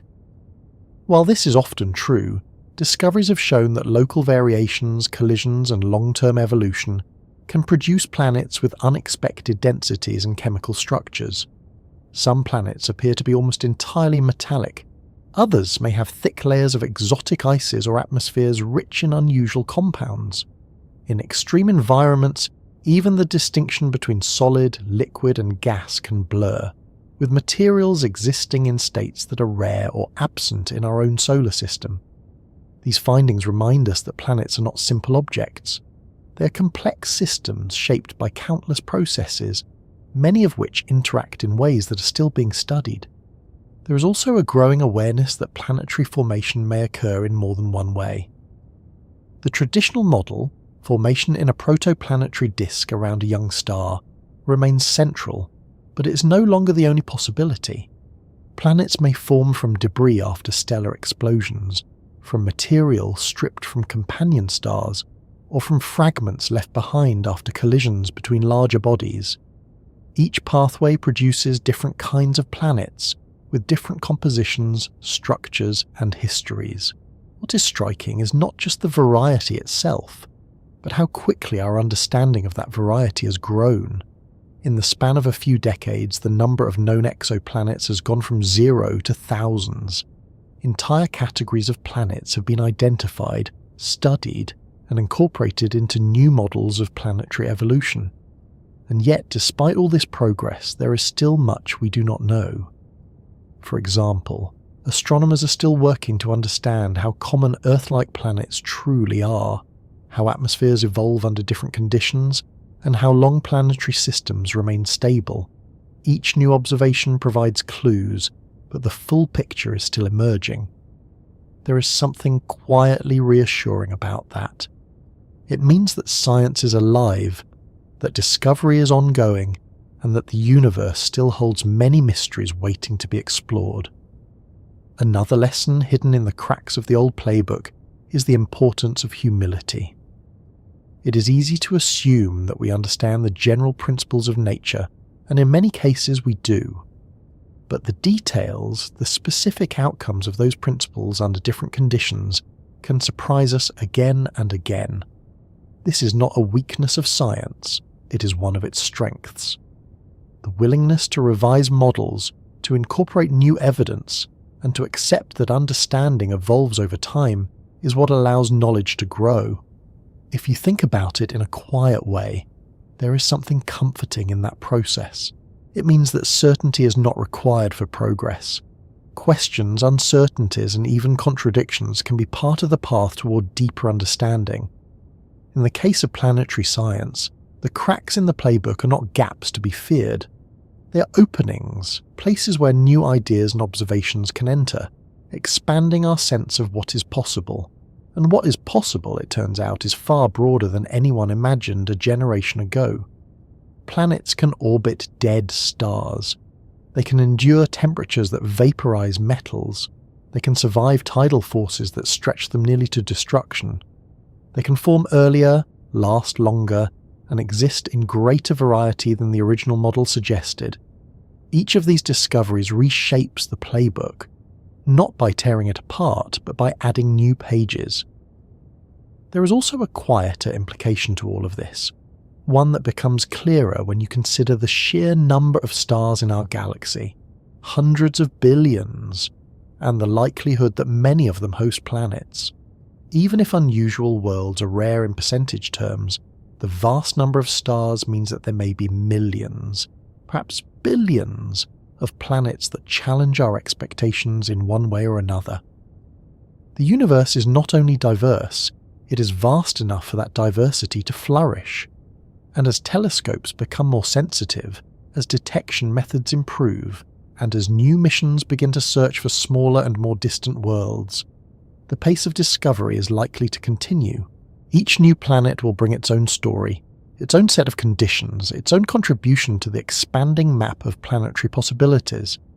For now, the cracks in the old playbook serve as reminders that understanding is always provisional, always open to refinement. They encourage astronomers to remain curious, to question assumptions, and to look carefully at data even when it seems to contradict expectations.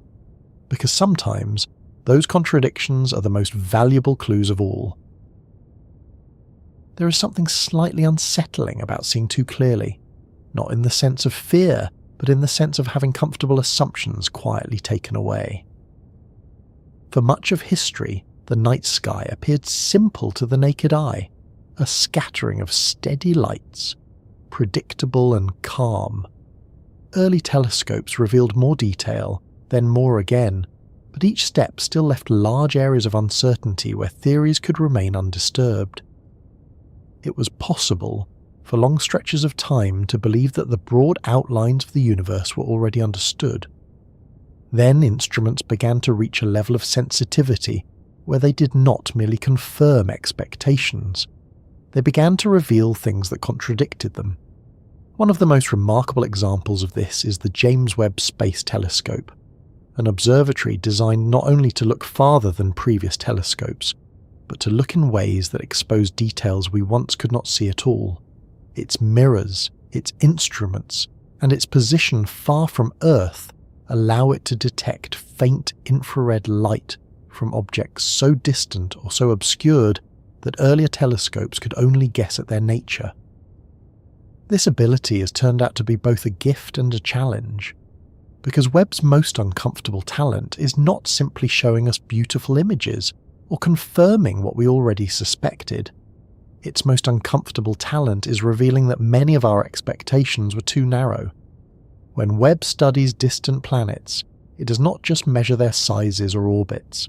It can analyze their atmospheres, detect chemical signatures, and measure temperatures and structures in extraordinary detail.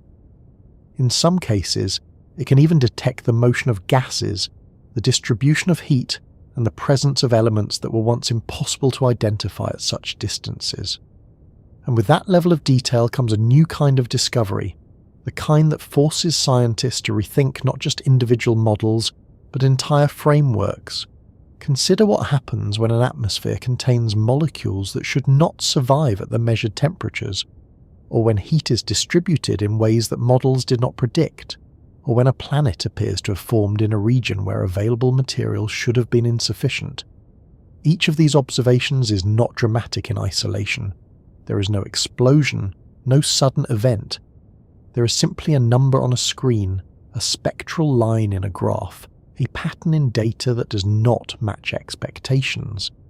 And yet those quiet discrepancies accumulate.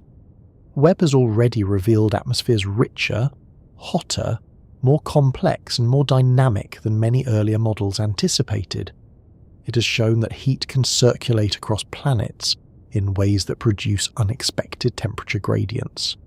it has detected water vapour, carbon compounds, and metal-bearing molecules in places where their presence challenges simple assumptions. This does not mean that previous theories were wrong in a fundamental sense. The physics remains valid. What changes is the understanding of how those physical processes interact under extreme conditions. In a way, Webb's discoveries are like turning up the resolution on a familiar photograph. At low resolution, the picture appears smooth and simple. At higher resolution, details emerge, textures, irregularities, patterns that were always there but could not be seen before. And sometimes those details reveal that the scene is more complicated than it first appeared. One of the most profound consequences of this new clarity is the realization that planetary systems are far more varied than earlier surveys suggested. When detection methods were limited, astronomers naturally focused on the largest, most easily observed planets, gas giants close to their stars, worlds whose transits produced noticeable dips in starlight. That sample was incomplete, but it shaped early models. Now, with instruments capable of studying smaller and more distant planets, the diversity of planetary environments is becoming clearer. Rocky worlds, dense worlds, planets with unusual atmospheric chemistry, and planets orbiting stars at every stage of their evolution are all being studied in increasing detail. The uncomfortable part of this process is not the discoveries themselves, but what they imply. They imply that the tidy categories we once used to describe planets may be too simple. They imply that formation processes may overlap, interact, and produce outcomes that are difficult to predict. And they imply that our own solar system, once considered typical, may not be representative of the most common planetary arrangements in the galaxy. That realization can feel disorienting at first. Humans naturally look for patterns, for regularity, for systems that can be described in clear and consistent terms. Science itself depends on finding such patterns. But the universe often operates on a level of complexity that resists simple categorization. Webb does not create that complexity. It reveals it. Another aspect of Webb's talent lies in its ability to look back in time. Because light takes time to travel, observing distant objects means seeing them as they were in the past. Webb can detect galaxies whose light began its journey billions of years ago, galaxies that formed when the universe itself was young. This capability allows astronomers to study the early history of stars and planets, to see how the first heavy elements formed, how early star systems evolved, and how the conditions for planet formation changed over cosmic time. And here too, Webb has revealed surprises. Some early galaxies appear more massive and more structured than models predicted. Some star-forming regions show chemical compositions that suggest rapid enrichment with heavy elements. These observations hint that the processes leading to planet formation may have begun earlier and proceeded more quickly than once thought. That possibility connects directly to planets like TOI 561b, whose great age suggests that rocky worlds existed in the galaxy long before Earth formed. It also connects, in a different way, to systems like PSRJ 2322-2650b, where planets may form or persist even after the violent deaths of stars. What Webb reveals, again and again, is that the universe is not limited to the scenarios we first imagined. There is also something quietly humbling about the way these discoveries are made.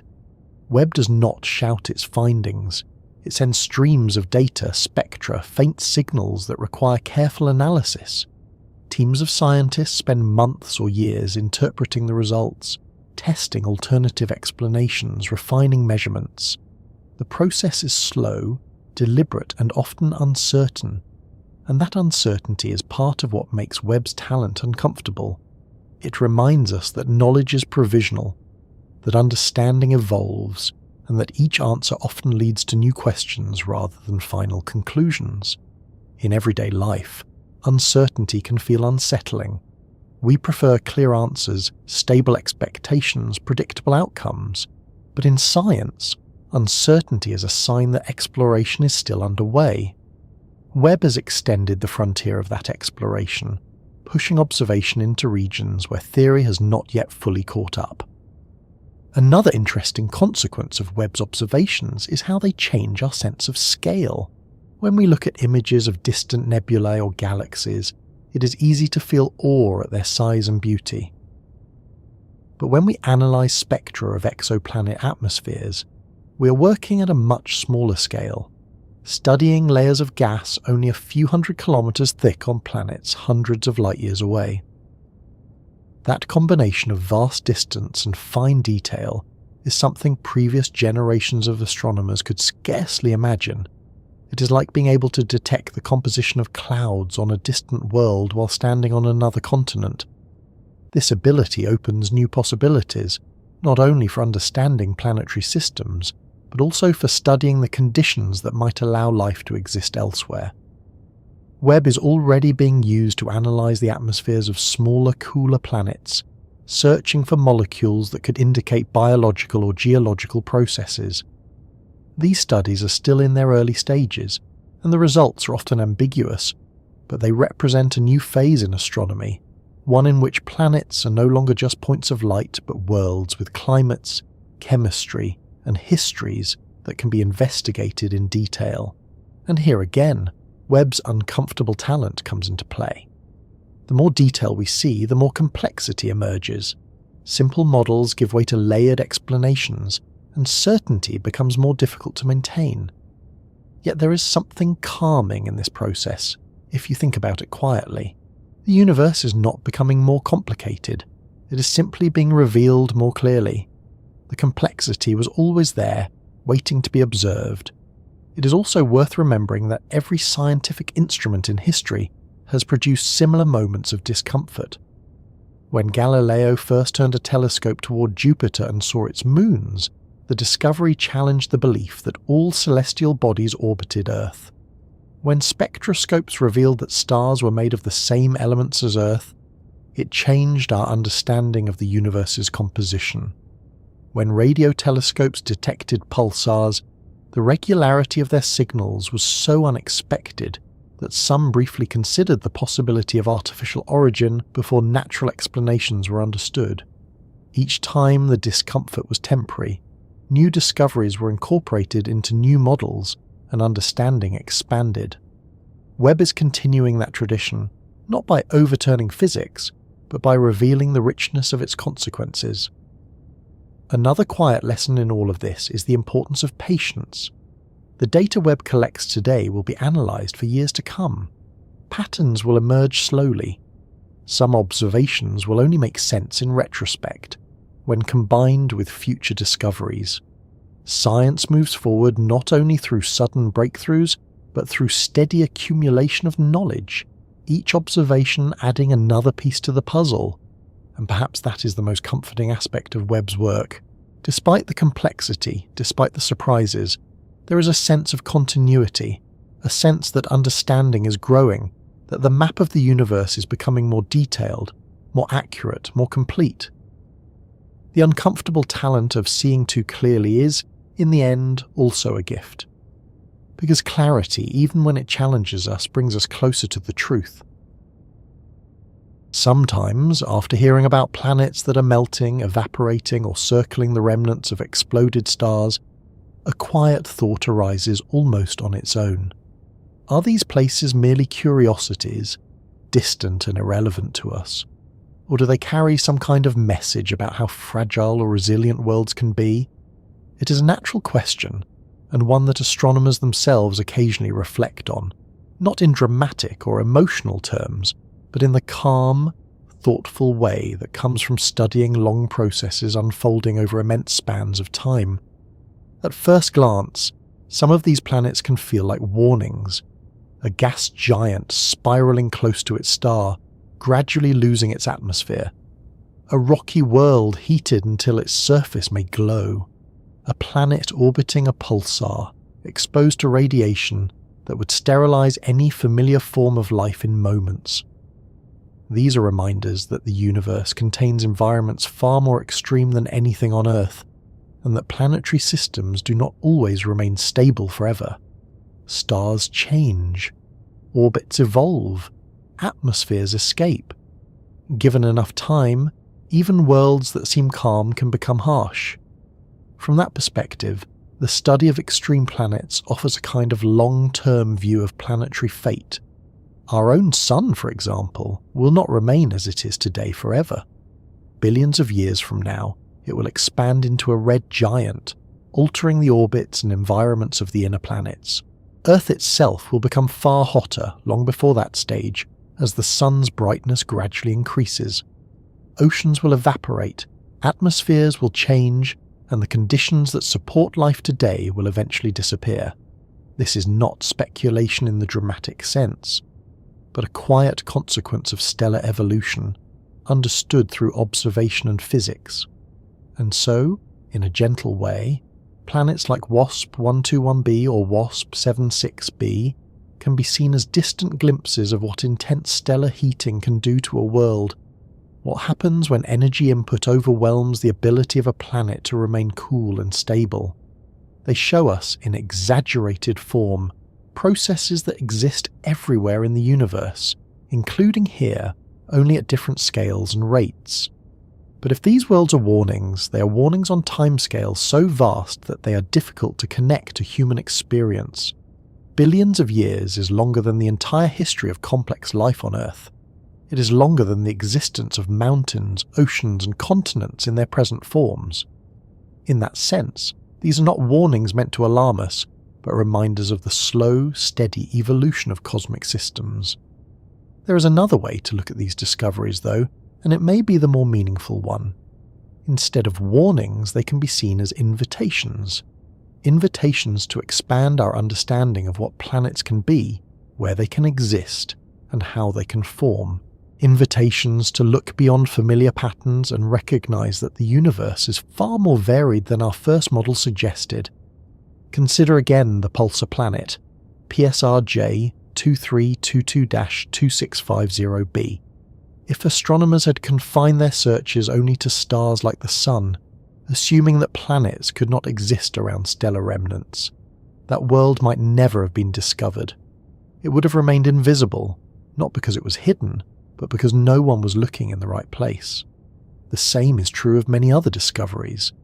Planets once thought impossible are now part of the growing catalogue of known worlds, not because the universe changed, but because our willingness to look changed. That willingness is the real invitation these planets offer. They invite curiosity. They encourage open-mindedness. They remind us that understanding grows not by assuming we already know the limits of possibility, but by exploring beyond them. There is also a quieter invitation, one that has less to do with science and more to do with perspective. When we look at extreme worlds, we're reminded of how rare and delicate Earth's environment is, not in the sense that it is uniquely special in the entire universe, but in the sense that it occupies a narrow range of conditions that allow liquid water, moderate temperatures, and a stable atmosphere. Earth is not the centre of the universe, but it is a remarkably balanced place, recognizing that balance does not require fear or anxiety.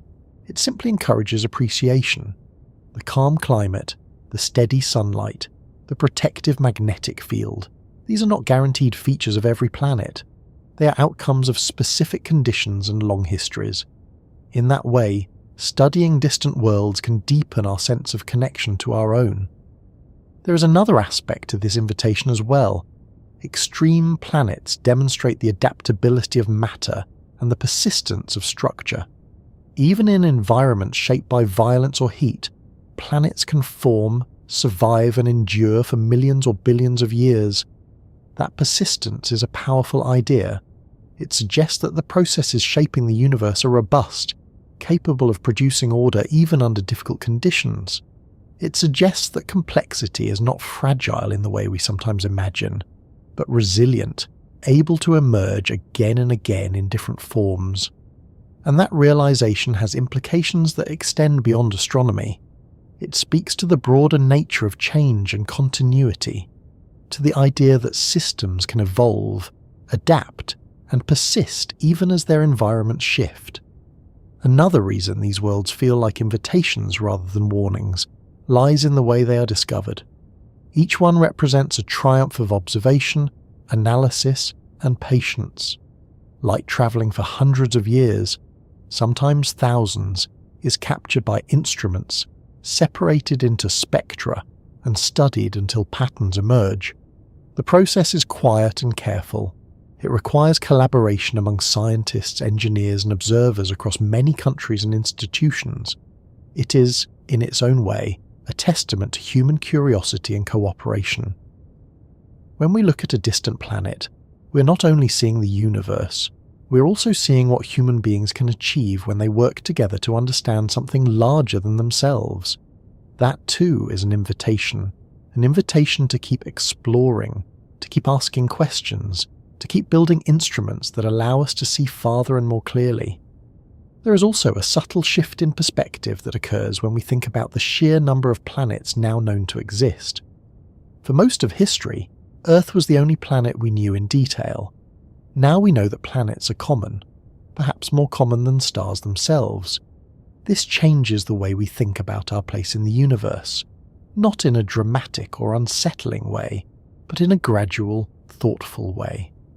We are part of a galaxy filled with worlds, each with its own history, its own conditions, its own path through time.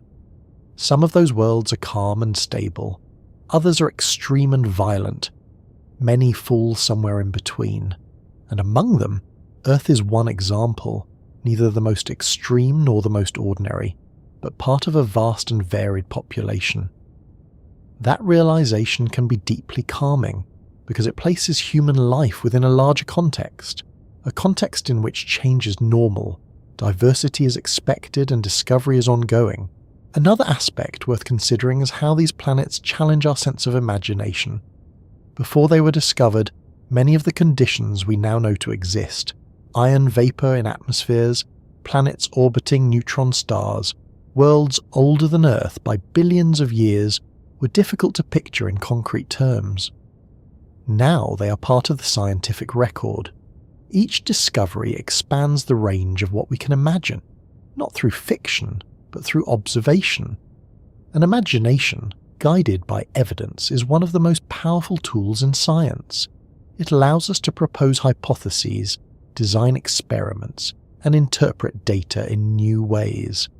In that sense, these worlds are invitations to imagine more broadly, to think beyond familiar environments, and to recognize that the universe is richer than any single example can convey. There is also something quietly reassuring about the way extreme planets settle into rhythms of their own. A hot Jupiter completes an orbit every day or two, repeating the same path again and again.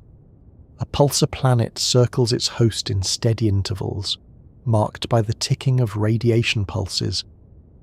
Even in violent environments, cycles emerge, orbits repeat, patterns persist. This regularity is one of the most fundamental features of the universe.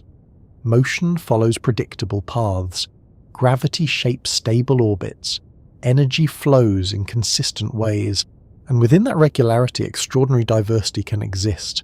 If you pause for a moment and imagine all these worlds together, not as isolated curiosities but as parts of a vast cosmic landscape, the impression is not one of danger or instability. It is one of variety, of countless systems evolving according to the same physical laws, each following its own path. Some paths lead to calm, temperate worlds. Others lead to molten surfaces or escaping atmospheres.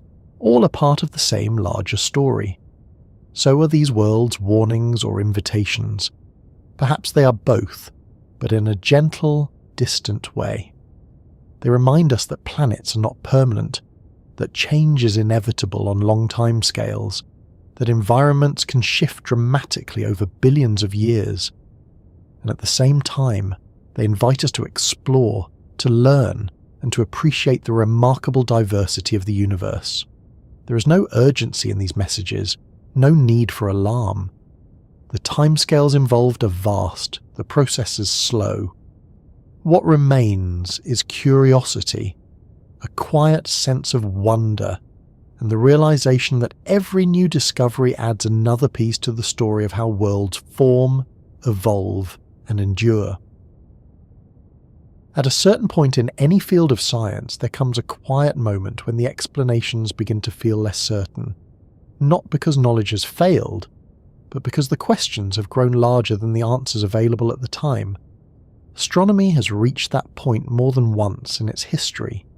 Each time instruments improve and observations deepen, the universe reveals details that fit comfortably within existing theories and others that do not fit quite so easily.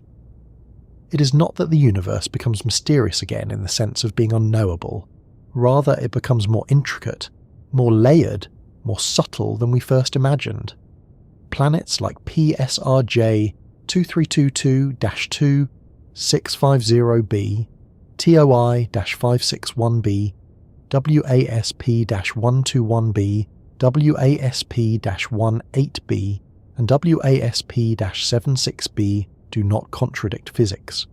Gravity still governs their orbits, thermodynamics still shapes their atmospheres, and radiation still behaves according to well-understood principles.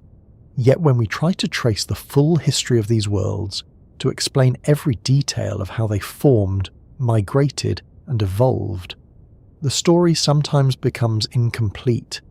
There are gaps, uncertainties, and competing possibilities.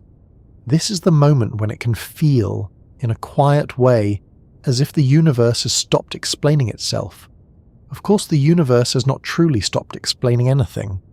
The clues are still there, carried in light and radio waves, encoded in spectra and orbital measurements.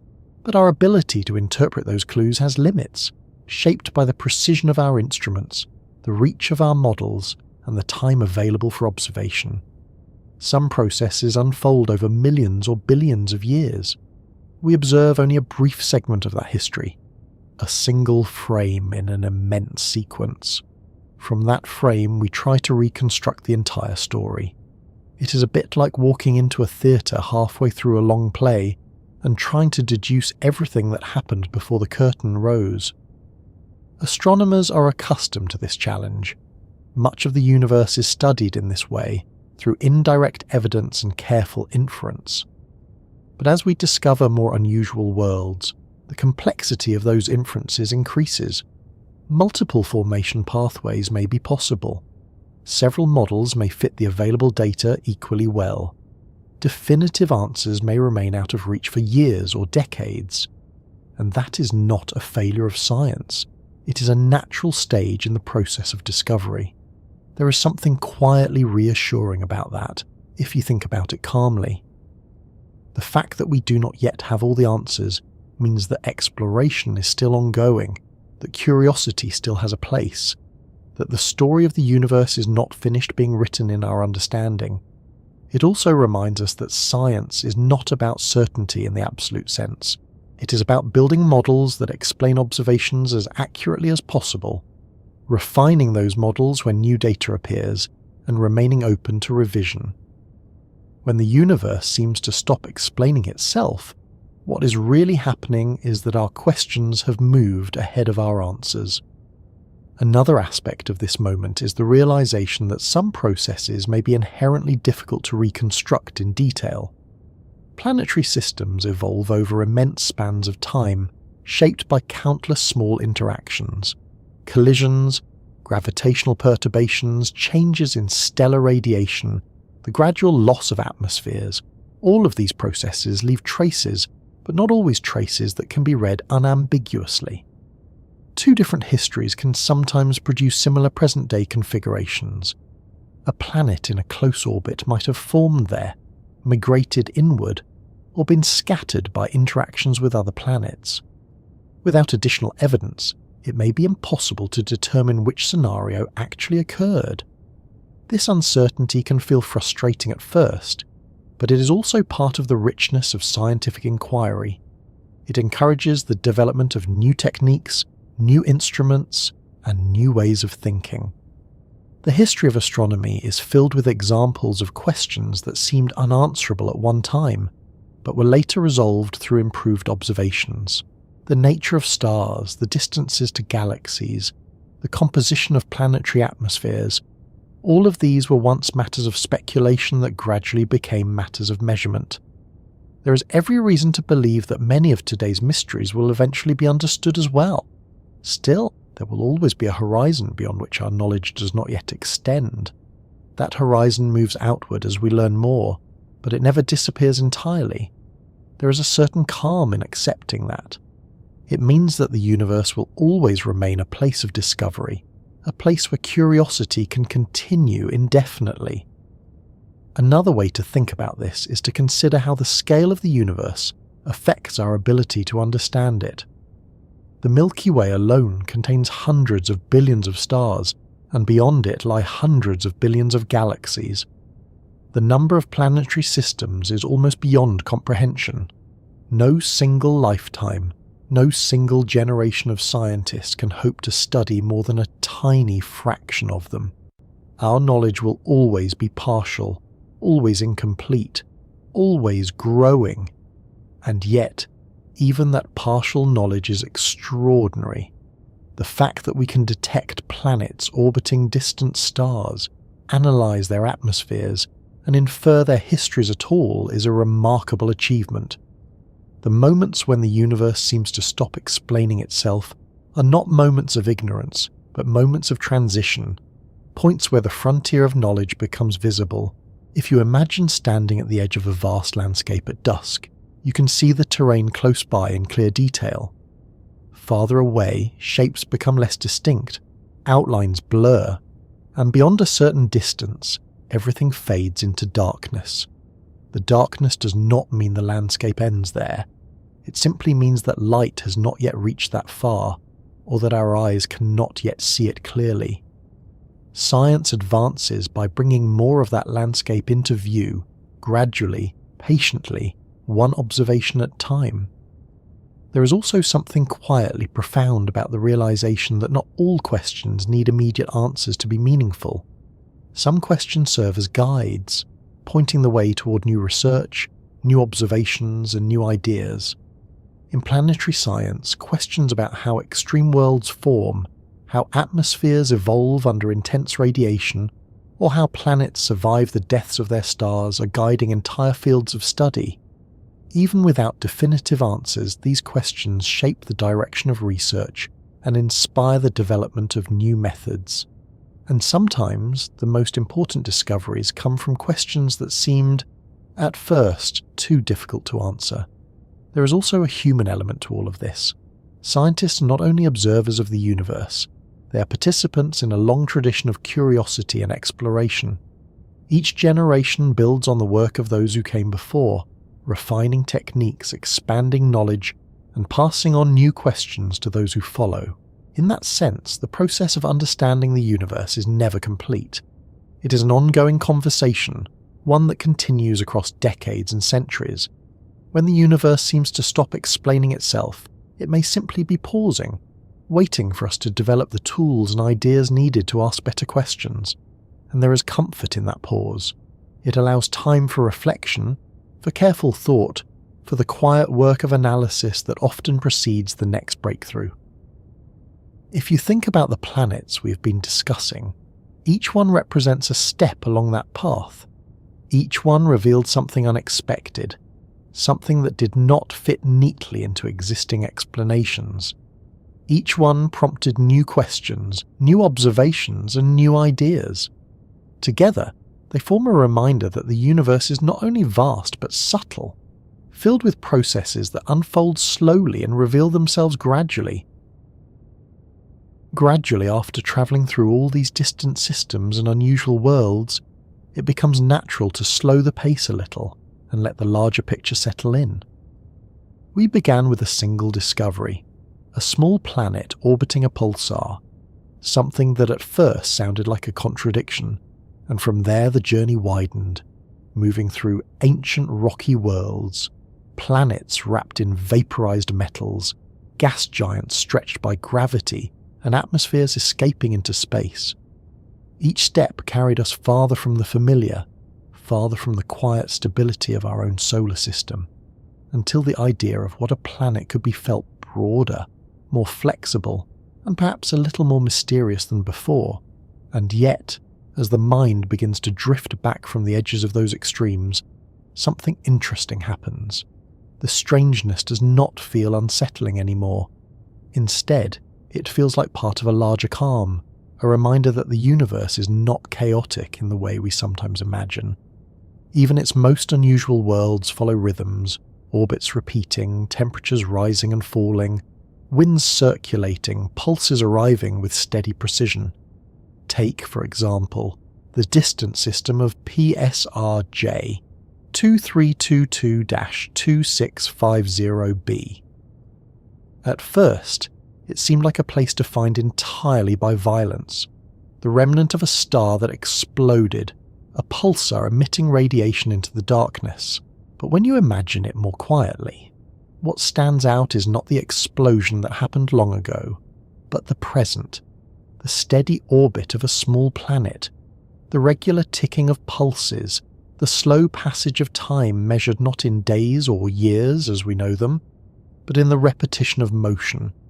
That is true of all the worlds we've explored. However extreme their conditions may be, they are not frozen in a single dramatic moment. They are moving, evolving, continuing, each one part of an ongoing process that began long before we detected them and will continue long after. This sense of continuity is one of the most calming aspects of astronomy. The universe is full of change, but it is also full of persistence. Stars burn for billions of years. Planets circle their stars for spans of time that are almost impossible to imagine. Even systems shaped by catastrophic events eventually settle into new forms of stability. It is easy, when hearing about extreme planets, to focus on the dramatic details. Iron rain, molten surfaces, atmospheres escaping into space. But those details, as extraordinary as they are, exist within larger patterns that are steady and predictable. Gravity continues to hold orbits in place.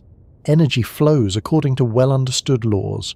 Motion repeats, again and again, in cycles that last longer than the entire history of human civilization. There is a kind of quiet reassurance in that thought.